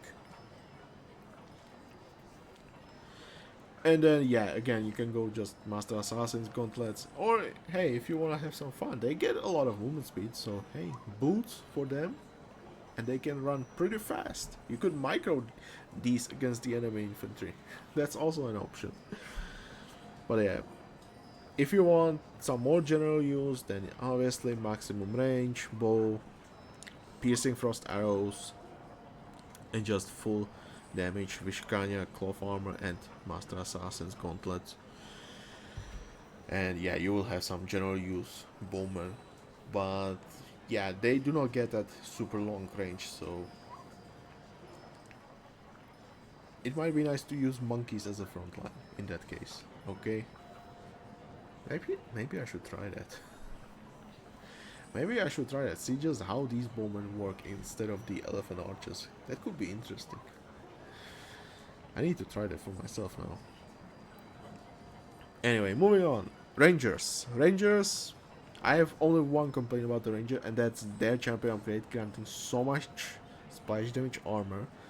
And when you combine it with all the other effects, you know, the Monastery attack, Danish, that's just so much splash damage resistance that even if you use them against the Kalinga's Eternal Bastion's elephants, yeah, those Rangers would not die. They will just stand there. They will not kill the elephants, but hey, they will also not die. So, alternatively, you can just use Chanakya and see for yourself, like, the immortal Rangers in that scenario. Like, that was funny when I tried that. That was so funny when I saw that. But yeah, it's possible to make them practically invulnerable to enemy elephants, which is silly. And you don't even need like special gear for them. It's just advisors and the text. It's insane. Anyway, for Rangers, what do I suggest? I think either you can utilize their sustain of the splash damage, so you can put more health on them by using the Javelin of the Sky. You can use whatever more defensive shield you can get, something like the Emperor's Finest Robes or Tunic of Actaeon for the bonus edge protection. Sets Best Vest works as well, but I think you don't need that extra pierce armor as they are already quite resilient to pierce damage. And instead I would just focus more on the bonus damage protection in their case. Yeah, I mean, crush damage is not that scary because they get the splash damage armor. So yeah, just bonus damage protection, some more defensive stuff. Yeah, that is one option. Otherwise, hey, you can just go maximum range again with damage. So in my case, Athena's Blessed Javelin, it could be the Curse of the Archer or Bane of the Archer. Which one is the legendary one? Whatever, one of those two. If you use whatever you like. And then yeah, just Shield of Rostam or Marduk's Shield if you have that one. Then you can go just full damage. Although I think the Kitten of the Wolf would be better choice here, just to make sure they last long. They don't get that super long range, but yeah, it does not hurt. Let's just say some health might not hurt that much. And they still get like huge pierce armor, and the splash damage armor is there, so you might not really have to worry about them too much. And then again, Master Assassins, pure health if you want to, but yeah, something more defensive. I have boots if you want them to move faster, that's also an option. Other than that, yeah, I don't think I have anything else to say. And so we are moving on to Turangas. Oh boy, these units. Okay, Turangas. Turangas, in my opinion, are super strong as well. And it's just going to be basically the same thing as with the spears. They're just... Except in this case, it might be just a little bit different. Okay, let's put here like the horsemen, the Norse horsemen. Put here the Ekes. I think these two are going to be really good. But we could also include like Camel as well. Like Camel, Ekes, and the Norse horsemen. Those seem pretty reasonable to me to compare to Turangas, okay? But basically, if we take a look, Horseman is more expensive, the Ekes is more expensive, and then you have the Camel, and that is slightly cheaper by 10 units, okay? So let's start with the Camel, okay? So Camel is cheaper, you get less health, less base damage, You get bonus against cavalry instead of the ranged. Okay. You get better speed, faster production. Okay. So cheaper, faster produced. Bonus against cavalry. Now the Turangas. Okay, so slightly more expensive. What do you get? More health, more damage, bonus against ranged, bonus against priest, which in H2, like, let's say you and the enemy are in H2. What priest units are we talking about? We're talking about the priestesses of Ra. We're talking about the druids. I hope I did not forget any other priests, but these are the two priest units that I can think of. And I think especially the priestess of Ra is a very important one. Because that means the Indian Turanga can just raid your base and kill the priestess of Ra faster with this bonus damage. And not only that, okay, we just got the damages, okay? So you have higher damage, you have extra bonus against priests, and then you also get 0.5 pierce armor. You're slower, production time is a little bit slower as well. Okay, but you get huge pierce armor. Like, remember, you get extra health, and then you get the pierce armor. So you last, 920 HP against pierce damage, while the camel has only 430. That's a huge difference. That's a huge difference, don't you think? Like, if I had to say, Turangas are raid boss. Goddamn, you can raid with Turangas. You don't have to worry about the town centers. You don't have to worry about the towers or anything like that. No, you just go in and you just kill whatever villager you can find, kill whatever priestess of Ra you can find, and then just get out. And you can do that with Turangas. It's a lot easier because you get the pierce armor.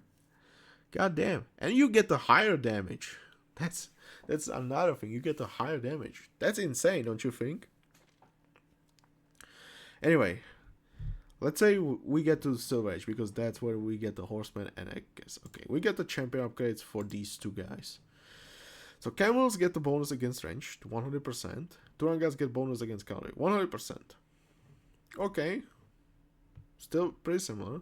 Camels get some pierce armor. Still is not on the same level as Turangas, but it helps. Turangas get what? Extra bonus against priests. So goddamn, hide your priestesses. It's even worse. And then 40% cavalry armor. That's more than 25% pierce armor. What are the costs? 50 gold difference? So for 50 more gold, which by the way, you get the shrines as Indians, so you get more gold for that. Sure, Egyptian has the priestess of Ra, of course. So it has some. There might be some nice comparisons here, okay? Both saves strong economy, but I don't know about you, but I would bet on the Turangas that they win. I would bet on Turangas that they win. Like, camels sure have 25% more bonus against cavalry, but Turangas get the cavalry armor, and they have the higher damage. I don't know about you, but I feel like Turangas win against camels in this case. Like, okay, H2, camels can counter Turangas. They have the higher bonus. They have the bonus, Turangas don't. So yeah, camels will win in H2. And you can also get more camels because you have the priestess of Ra. While the Indians, yeah, sure, they need to invest into the shrines. They need to invest into the elephants to gather faster. So yeah, it will cost them. They need to do the investment. The Egyptians need the investment into the priestesses. And they still need the priestesses, like, goddamn, on the buildings. While the gather elephants, yeah, you just invest into them and they work. You build the shrines and they work. But yeah, if I just compare the units 1 versus 1, yeah, Turanga wins. Guess what? It's gonna snowball if you get the larger armies. So yeah, Turangas win 100% against camels. And camel is supposed to be the anti-cavalry one, right? How is Turanga more anti-cavalry than the camel? I don't get it, okay? But yeah, Camel loses. The only advantage Camel has, yeah, priestesses exist. But again, Indians have the strong economy as well. It's just slightly different, but it's there. So yeah, camels are out. We're in Silver Age, okay? So we have the horsemen, we have the Ekes. Let's compare to Ekes. So more health, it's cheaper. What is this? 10 units. 10 units cheaper. More health, slightly, like 10 HP. One less DPS, okay.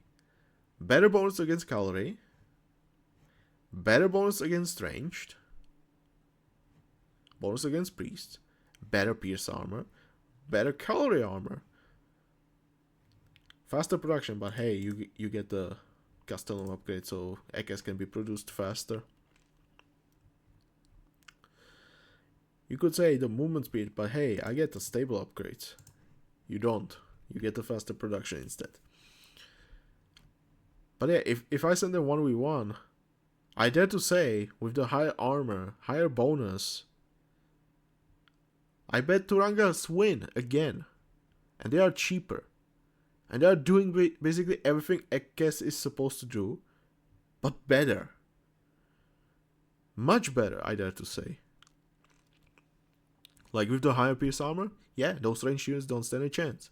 With the higher cavalry armor and higher bonus against cavalry, yeah, it's a lot better than Ekes. The Ekes has only one advantage. Faster production. Now, of course, the last Castellum upgrade grants more health and damage, so yeah, it's gonna win with basic health and damage. In general, should be better. But it doesn't matter because hey, in that case, Indians get the Ashoka's Virtue or Ashoka's Wrath, whichever they decide to go with. And they can also get the extra movement speed as well. But yeah, I dare to say there's a lot of edge for the Turangas here. We can get the Ekes champion here, which is Golden Age. Costs 800 gold, so it's definitely more expensive than the Turangas one.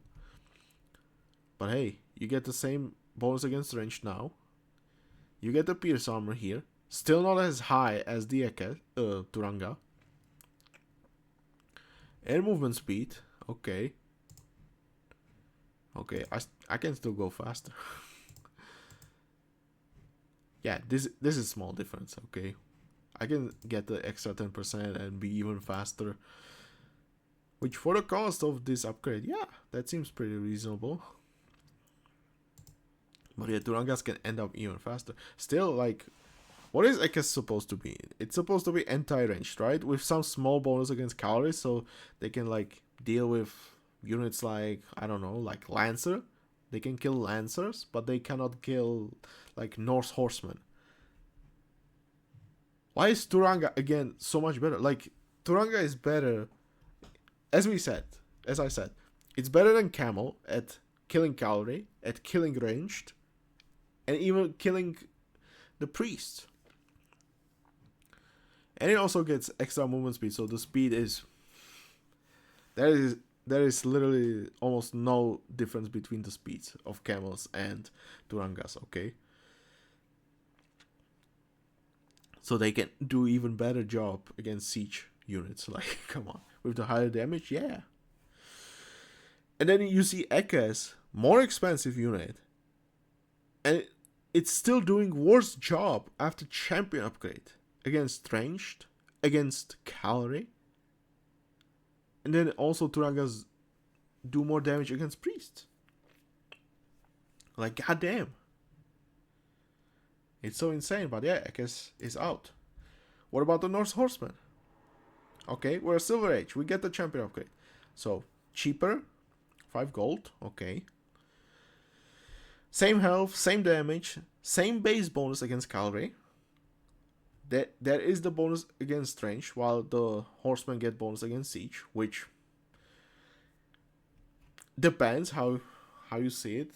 It has some value, of course, but it's not like the most important bonus of all. Obviously, it helps against rams. It helps you kill like ballistas faster, but it's not like, hey, the most important one, okay? It helps, but it's not like the greatest. You will most likely see ranged units. You will definitely see ranged units a lot more, okay? Pierce armor goes to Turanga. Cavalry armor, there is small difference. So either to say Turangas versus horsemen, yeah, it's about the same. Basically, if you send them against each other, there's basically going to be like, it's gonna be basically equal. Turangas are cheaper and also faster produced, okay? So it's easier to spam Turangas on an civ that's focused on economy, okay? Remember, Norse do not get like any economy boost. The only economy boost they get is they can use military buildings to build they can use infantry to build military buildings, okay? That's the only thing. You can save some extra work time for your villagers, and that's it. Norse do not get that huge boost like Indians. So yeah. And now let's go, okay? Let's get the champion, okay? Okay, the bonuses are up for the horseman. Now suddenly, hey, it's 3 times. Now we're in Golden Age, so yeah, siege units are not so unusual in some quests.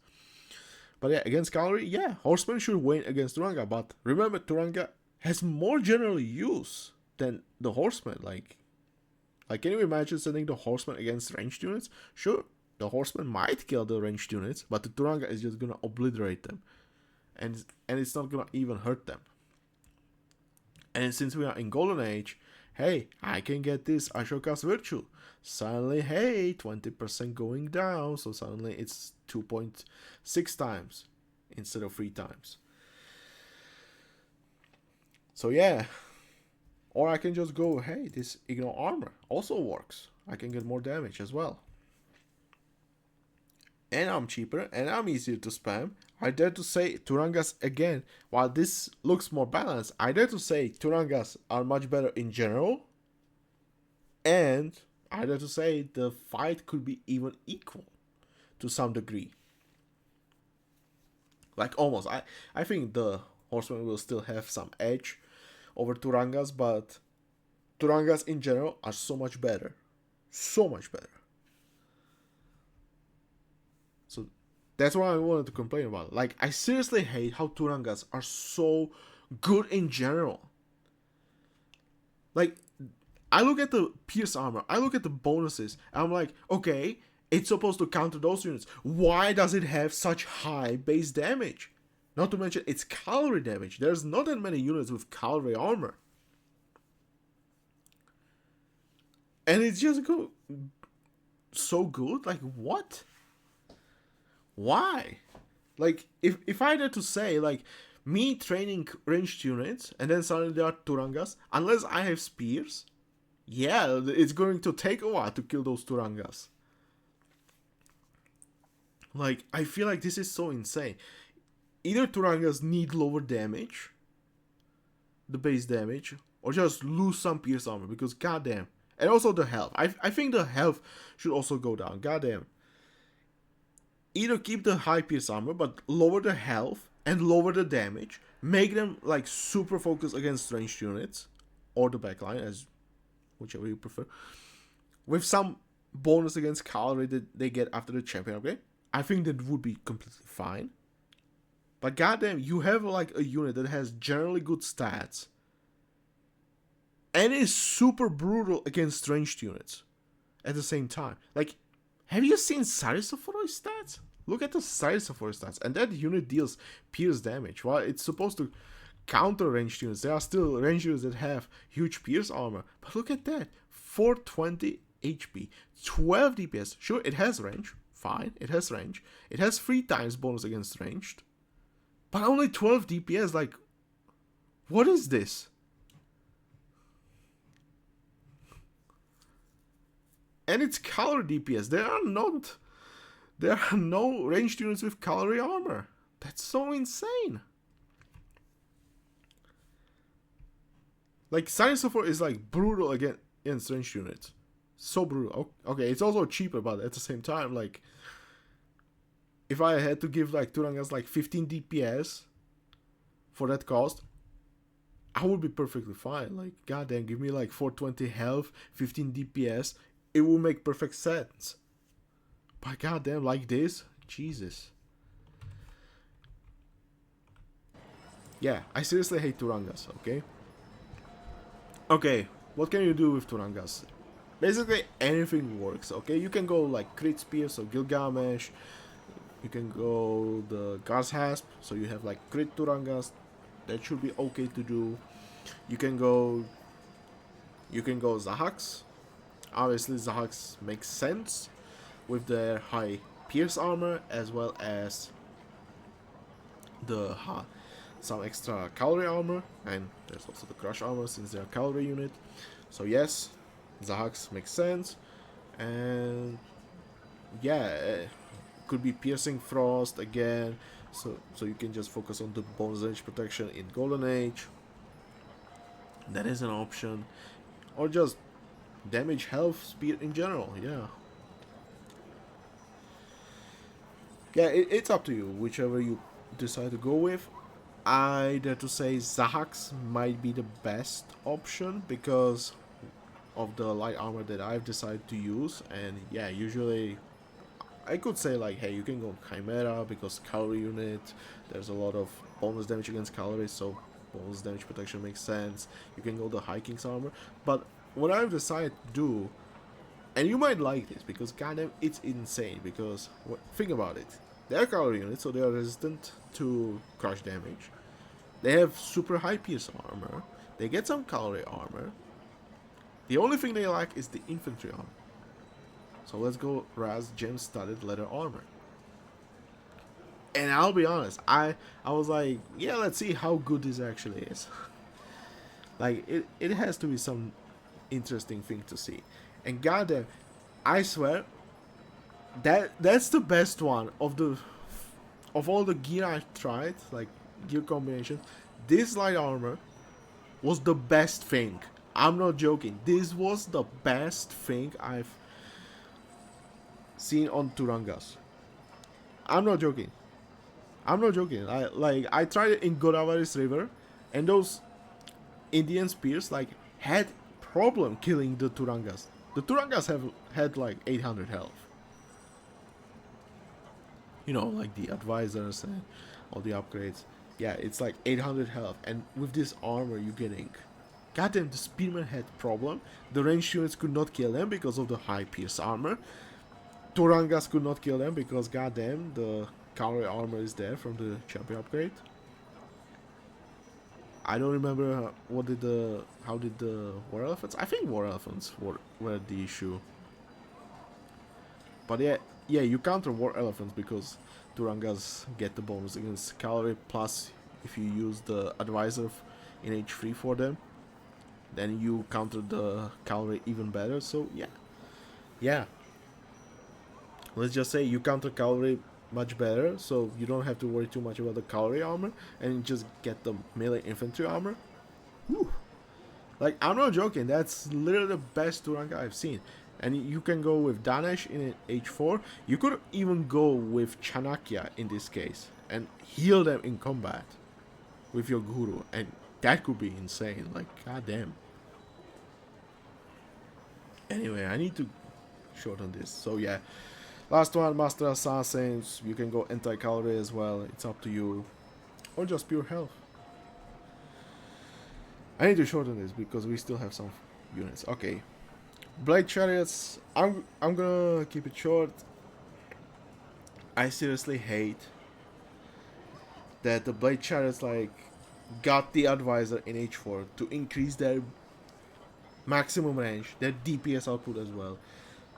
Goddamn, I'm so tired of seeing, like, I said it before, I'm tired of seeing like range units with just maximum range and damage output. Like, I'm so tired of it. I hate to see it. Okay, it exists, but come on, you could be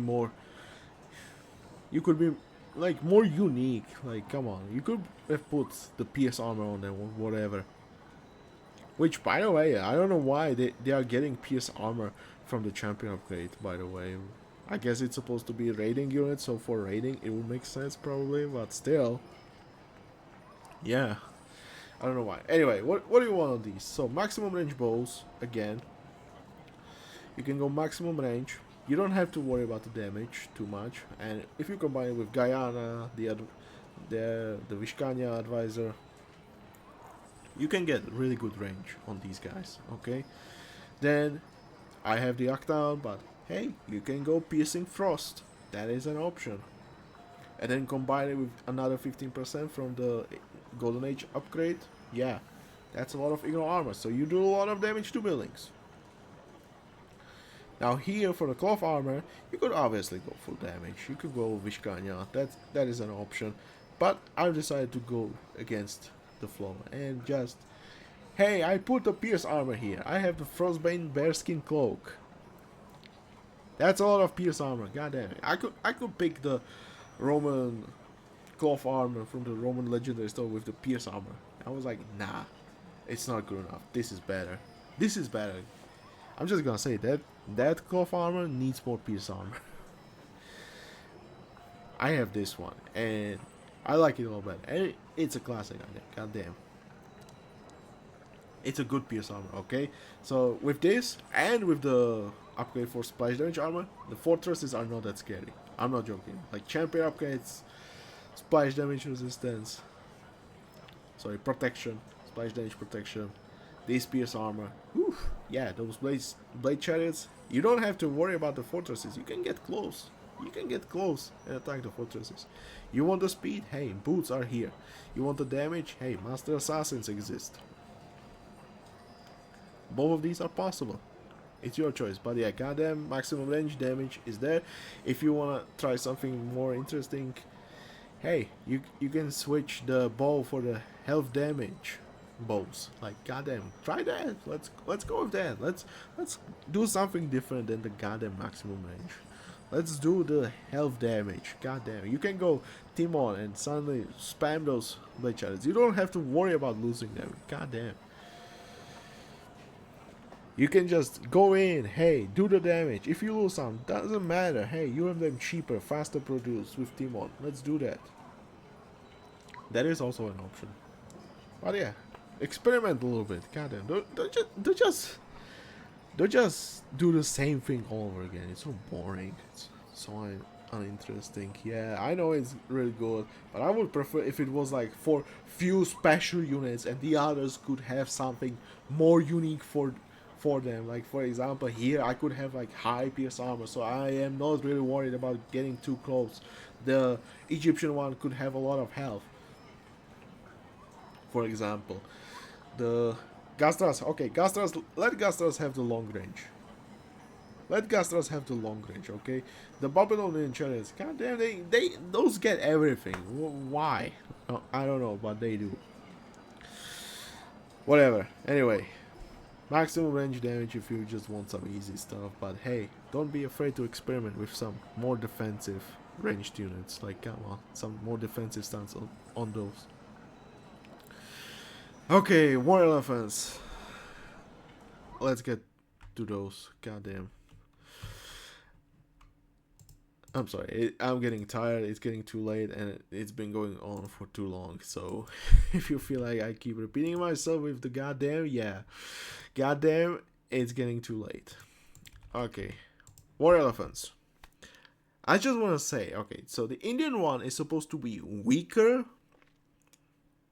It's supposed to be weaker version of the Indian one, doing less damage, less health. It's like small elephant. If you compare them, yeah, they should look smaller. I just have to complain. When you say these are supposed to be weaker, why aren't they weaker? Just comparison, okay? Cost wise, okay, it seems like 1/4 less. I think even better because it's like 1/4 less food, but 1/3 less gold. So yes, overall they're cheaper. If we take a look at the health, yeah, that seems about 1/4. Damage wise, okay, that's slightly different. That's slightly worse. Bonus against buildings, okay, you lose the bonus against buildings. You get the bonus against ranged units. Same bonus against siege. Smaller splash damage area. And after that, yeah, lower speed, but hey, you get the Mahout Camp upgrades, you can get this movement speed, you have the champion for extra movement speed. Whatever. Faster production. Now, one thing worth mentioning. The Egyptian ones are trained at the fortress. So you need a fortress, which is expensive. 700 units of resources. 2 minutes of build time. Since it's the Egyptian one. Then you have the Indian war elephant, which needs Mahout Camp for 300 wood. 300 wood. So you are, for each Mahout Camp versus fortress that you would build, you're already saving 400 resources. Which means basically all of these upgrades practically become free for you in comparison to the Egyptian ones. And also you're saving some extra for producing the Indian elephants, okay? So basically for you as Indian, it's so cost efficient to train the war elephants in comparison to the Egyptian one. Okay, so now, okay, with all the resource savings, what can you do? You can get these Mahout Camp upgrades. Which, okay, so we get extra movement speed. Now the difference is smaller. You get extra health. That is smaller difference. Okay, now you can afford what? Extra movement speed? Ooh, that looks similar. You can get the champion upgrade.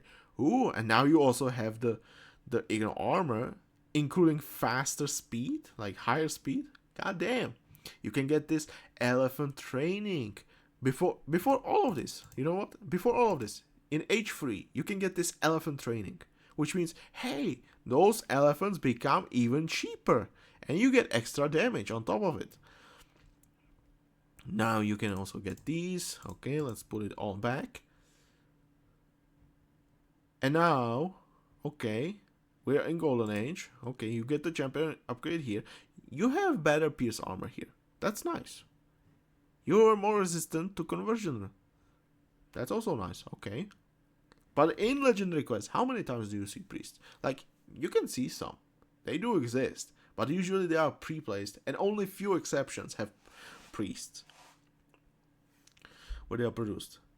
Specifically the ones in Tarsos, which, by the way, you cannot train cavalry for the optional objective. So, what does it matter, right? And now, hey, here I can go bonus damage protection. I have 50% eagle armor. I don't need this, okay? But let's say, hey, let's get all the armor upgrades. So with 50%, okay, cavalry armor. So 2/3 of this, which is 1/3 of extra DPS. 1/3. Okay, we are at 27, which means 9 extra. So 35 DPS.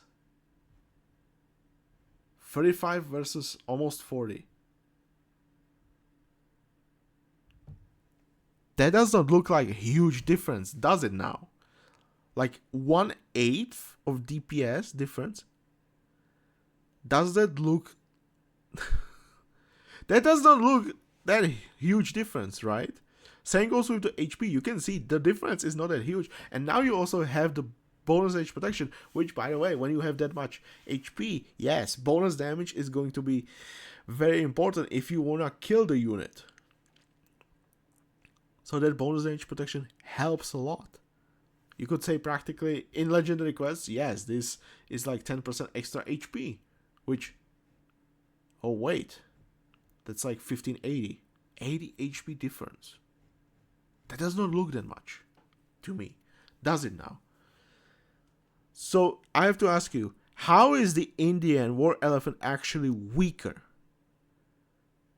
And by the way, I said like with full armor upgrades. Yes, okay. It depends how many armor upgrades those Indian elephant against those Indian elephants the enemy gets, right? But yeah, sometimes there is even more, and usually it's not unusual to see some spearmen. So it's going to be even better than that.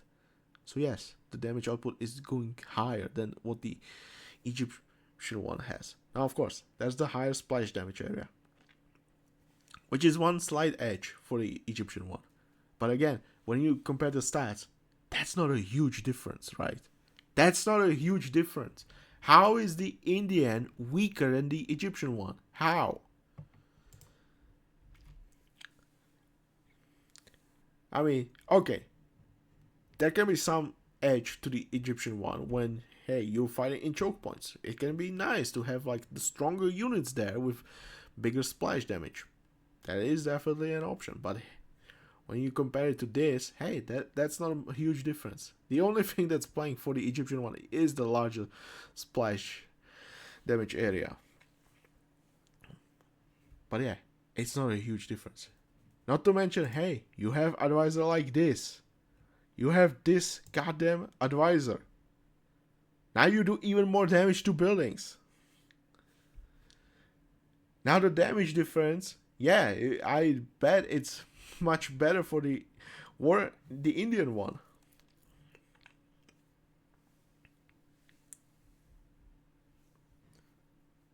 Yeah, I'm just gonna say it. The Indian war elephants, stand-wise, I dare to say there is not much difference. There is not much difference.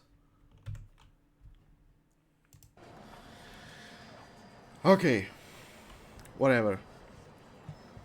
Anyway, what do I have on these? I have Spear of Lycurgus because I did not get anything better. But I still like it. I still like the bonus against cavalry. It's pretty nice, hey. It's pretty nice. When you are fighting cavalry usually has the health, so yeah, doing some extra damage to the cavalry does not hurt. It's definitely nice. I have Shield of Rostam. What else would I use? It's a classic shield. Like, yeah, I could go probably with Ajax. That could be an option, but yeah, try to get some high level Ajax. Yeah, I'm not going to farm it in skirmish all the time just to get the minimum stats.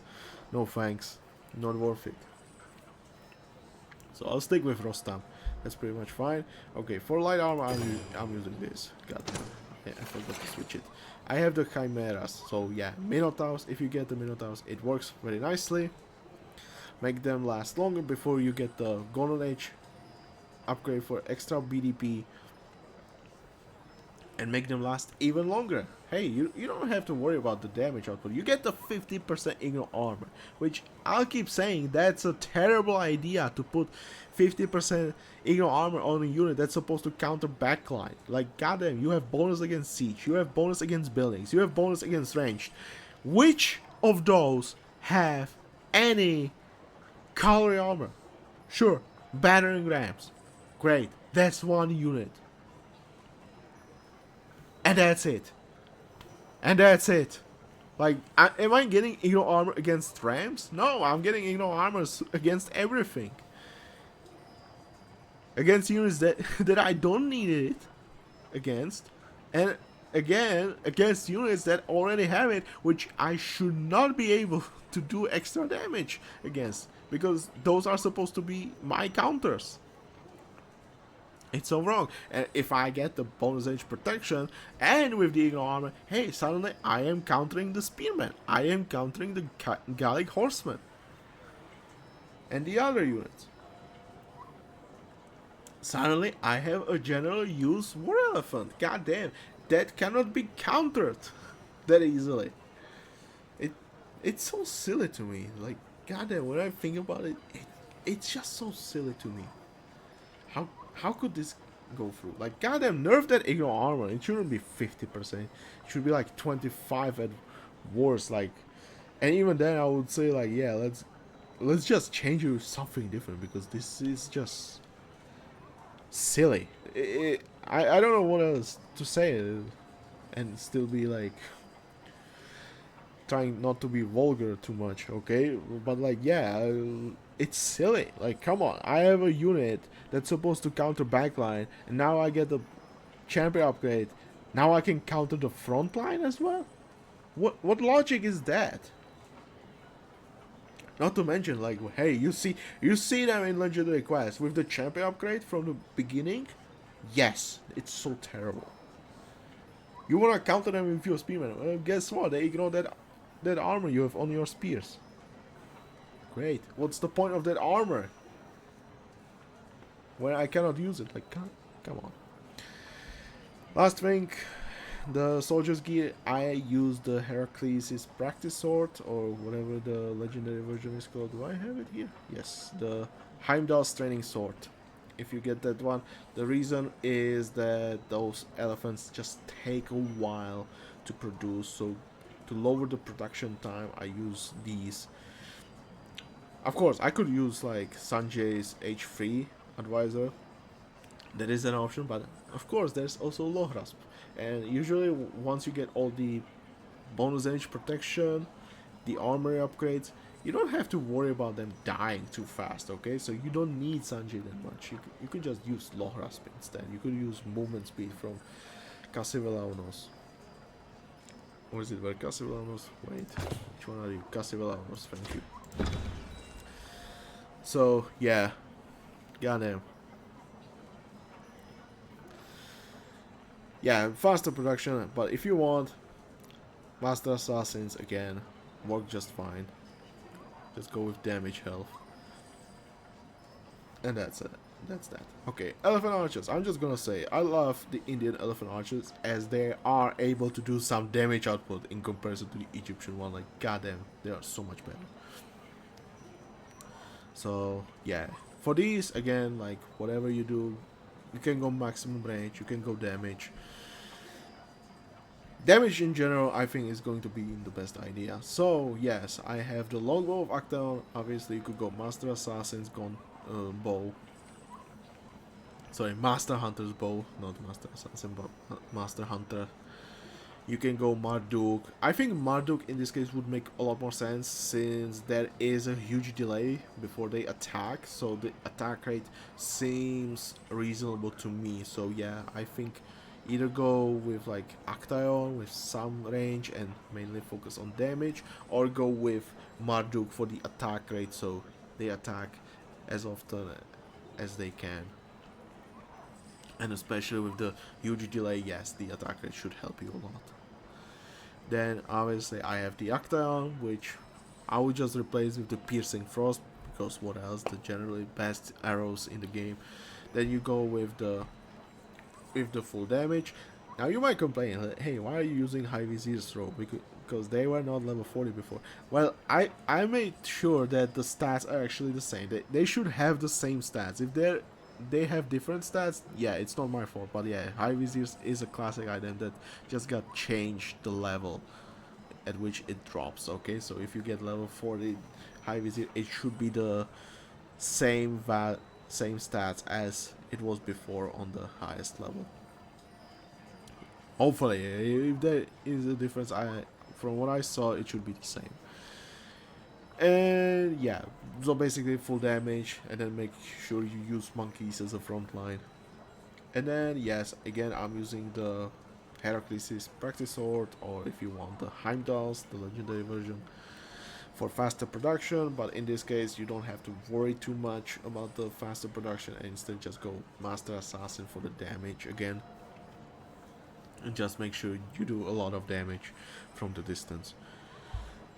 And there's that. Like, I have nothing else. I just have to say it. Goddamn, the larger splash area. Yes, that's a thing that helps a lot. These Indian elephants, okay, the Indian elephant archers. The Egyptian ones, terrible. Okay, like I swear, while the Egyptian one looks better stat wise,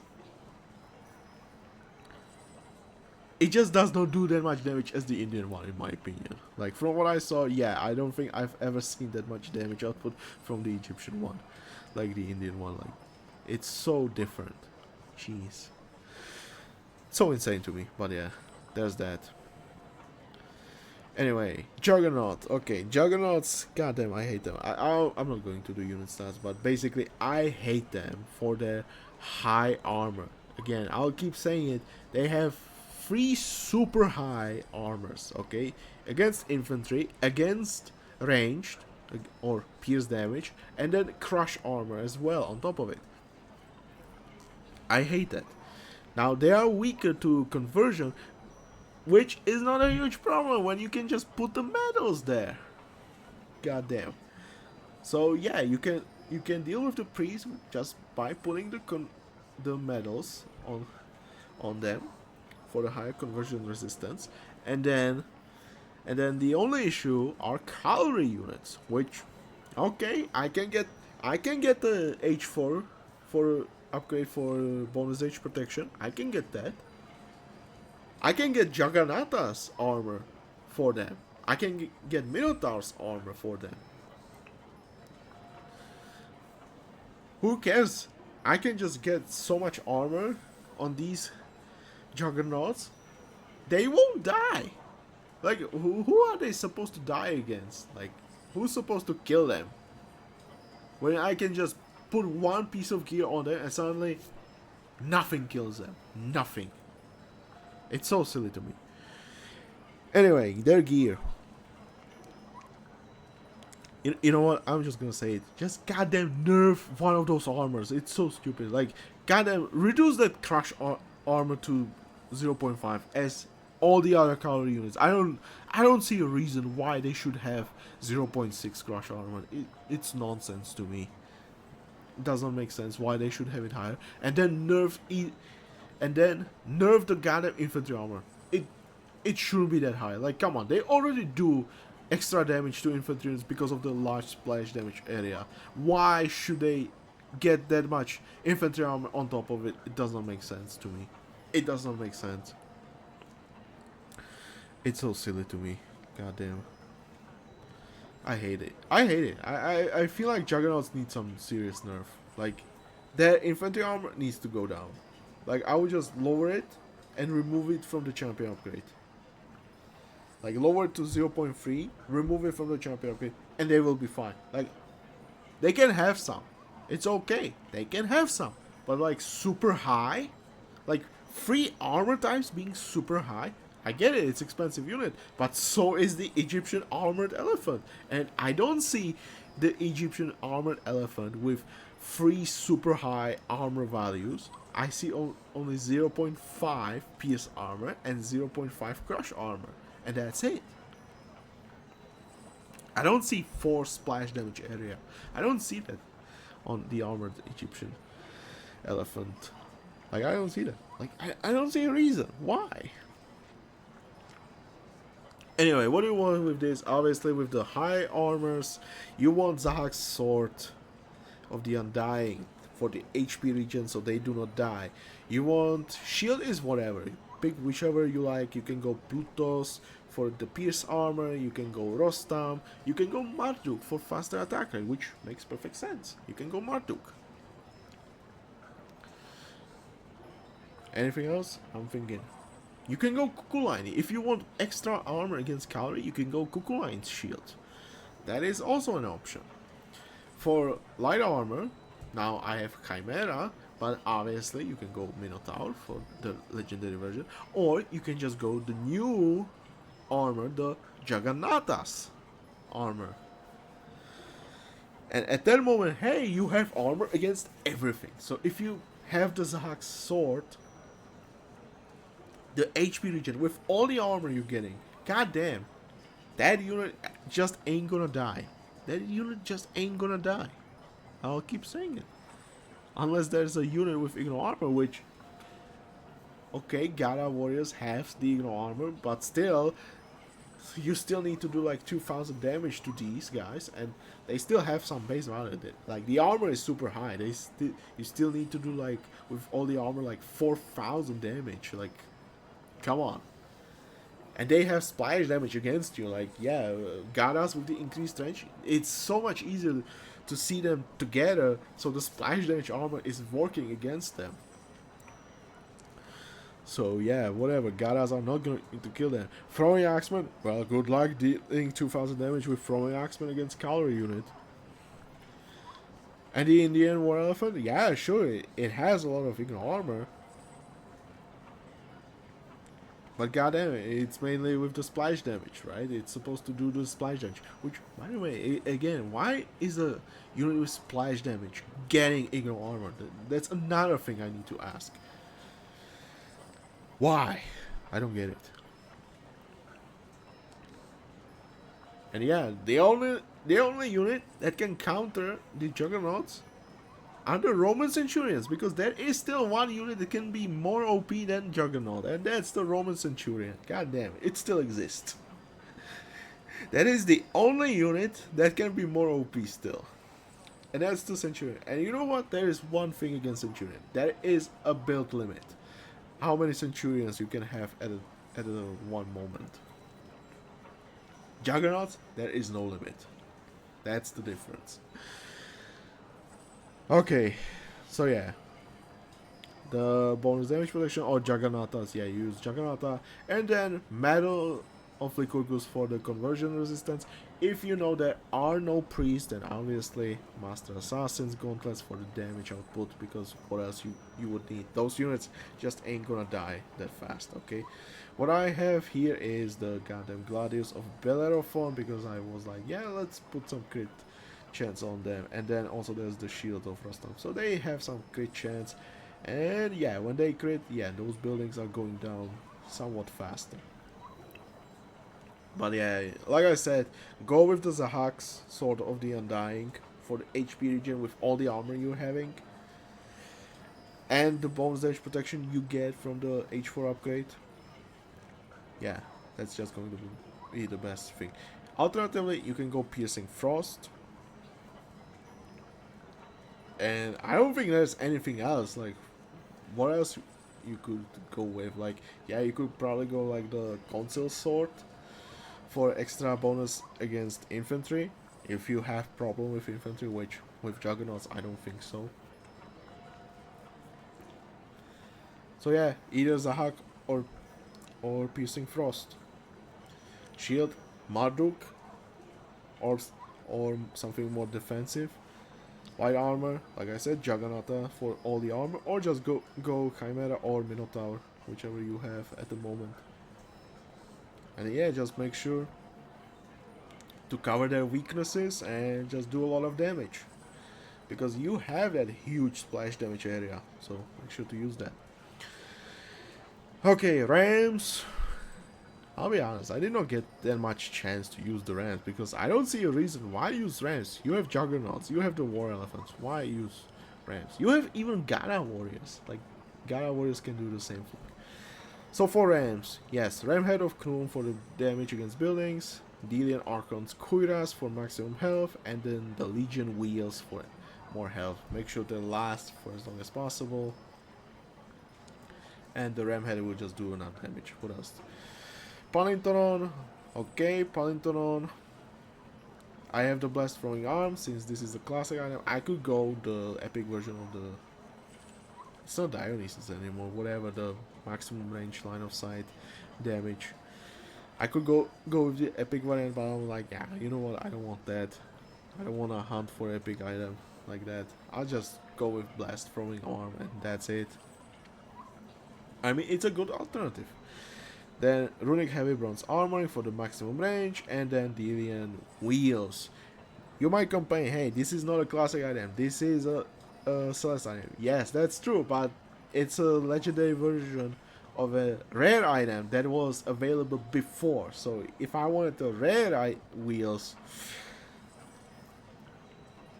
unfortunately I cannot get those. So while this is Celeste item, it is Celeste item because the Celeste devs decided to take the rare item that was before available, the classic one, and made it into a legendary item. And it's basically the same item. It's the same stats. I can even prove it. I still have the rare wheels on my siege units on other civs, so I can prove it to you. So I don't have a problem with this one. Okay, Scout. Okay, Scouts are going to be a little bit different than what you're used to, because yeah, usually you would be like, I would be like, hey, let's put a lot of line of sight on those. But not on this one, okay? In this case, I have them more focused against the huntables and so more for survivability. So I have the Doomblade of Theocles for damage and infantry armor. I have Vest of Theseus for health and infantry armor.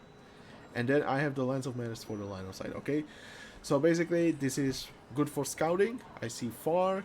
I reveal the larger area with the Lens of Menace. So completely fine. The Vest of Theseus and the Doomblade give me a lot of infantry armor And as you know from my, I think, the videos about the huntables, huntables deal infantry damage. So infantry armor against them, hey, your scout will last really long time.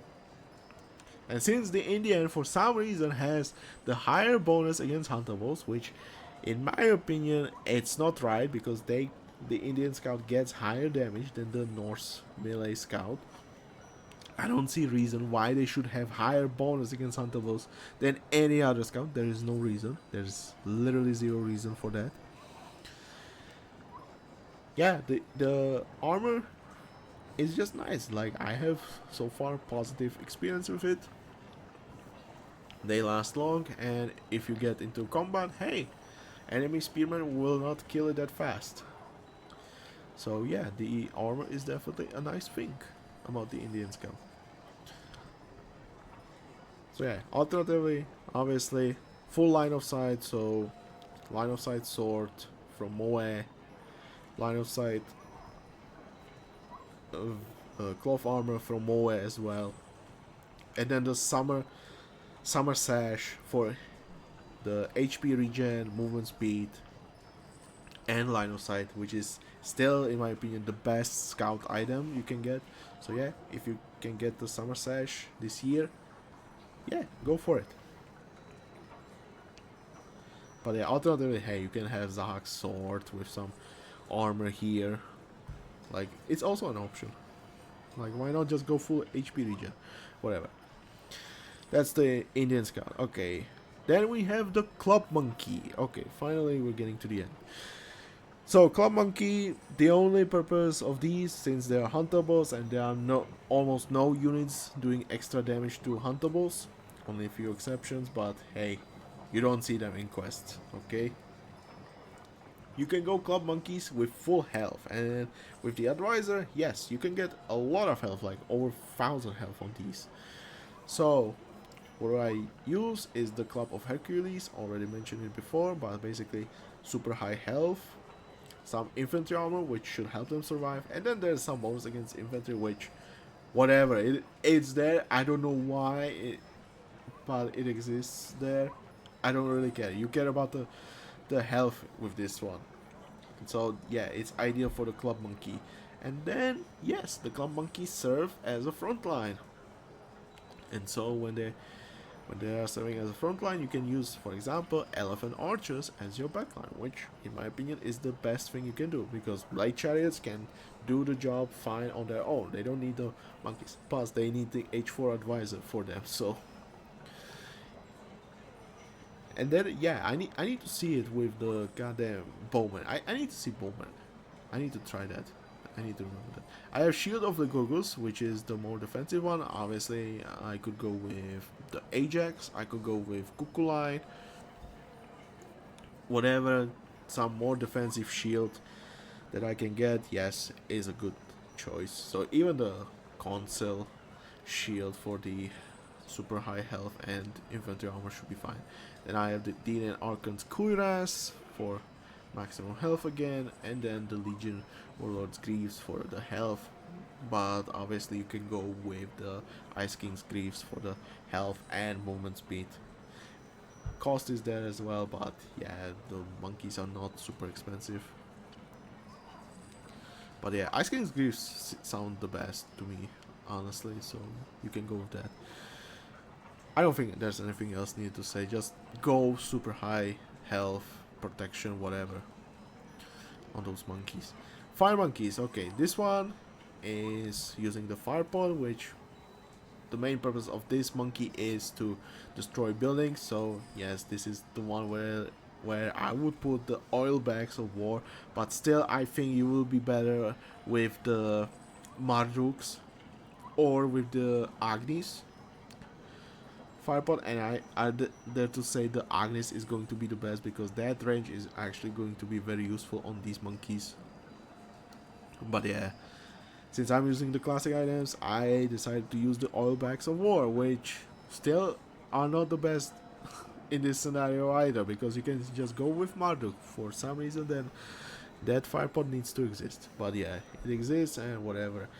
So yeah, I'm using the classic one. I'm using the oil bags of war for the bonus against buildings, so these monkeys can actually do a lot of damage to buildings. Then I have the Frostbane Bearskin Cloak again. Sorry, not cloak.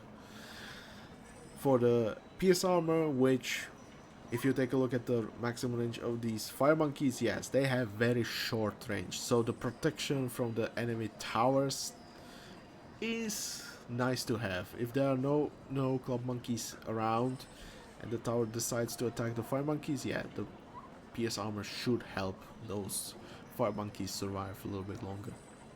And then I have the boots, just so the monkeys can run away when needed. But obviously you can go again Master Assassin here for the higher damage and just do more damage to buildings. That is an option. Okay, now we have the buildings. I'm not gonna mention them again. It's basically what I did before. There is a gearing video for buildings, so if you wanna know what I put on my what gear I put on my buildings, you can check that one out. As you know, you have the TCs, fortresses, houses, military production, armories. All these buildings are going to be basically the same, so let's cover just what's specific here. And in this case it would be the plantation and the shrine. Now plantation is a nice thing as it is a farm for the Indians. It's slightly more expensive first, but you can put 2 farmers or workers, including the gatherer elephants, on them. And once you upgrade them at the shrine, you can put up to 3, and they're also cheaper than the farms. So yeah, after the Silver Age, the plantations are super effective, super efficient, like goddamn, lower cost than 3 farms, lower cost than 2 farms, and it works like 3 farms. That's like super insane.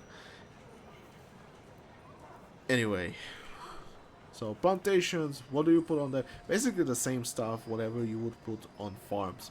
So in my case, it would be the wall joints of Kavek for just super cheap plantations or farms. So make them super cheap, and then now here I have the walls of earth and strength, but I would go with walls of the architect for again cheaper plantations and also compensate for this extra build time, so I built them faster. I mean, you can build them with 3 villages, so the build time is not super huge. So if you want to, you can use the Hadrian's Wall. I think it's the Hadrian's Wall for even higher discount. It's up to you. And yeah, basically just go with discounts and build them with 3 villages and you're fine. Plus, if you put the Kavek or the Divine Hammer of Construction on your villages, it shouldn't take that long to build the plantations. With Elephant Gatherers, yeah, that's a different story. But it depends how you put the gear on your units, okay? It's up to you. And then we have the shrine.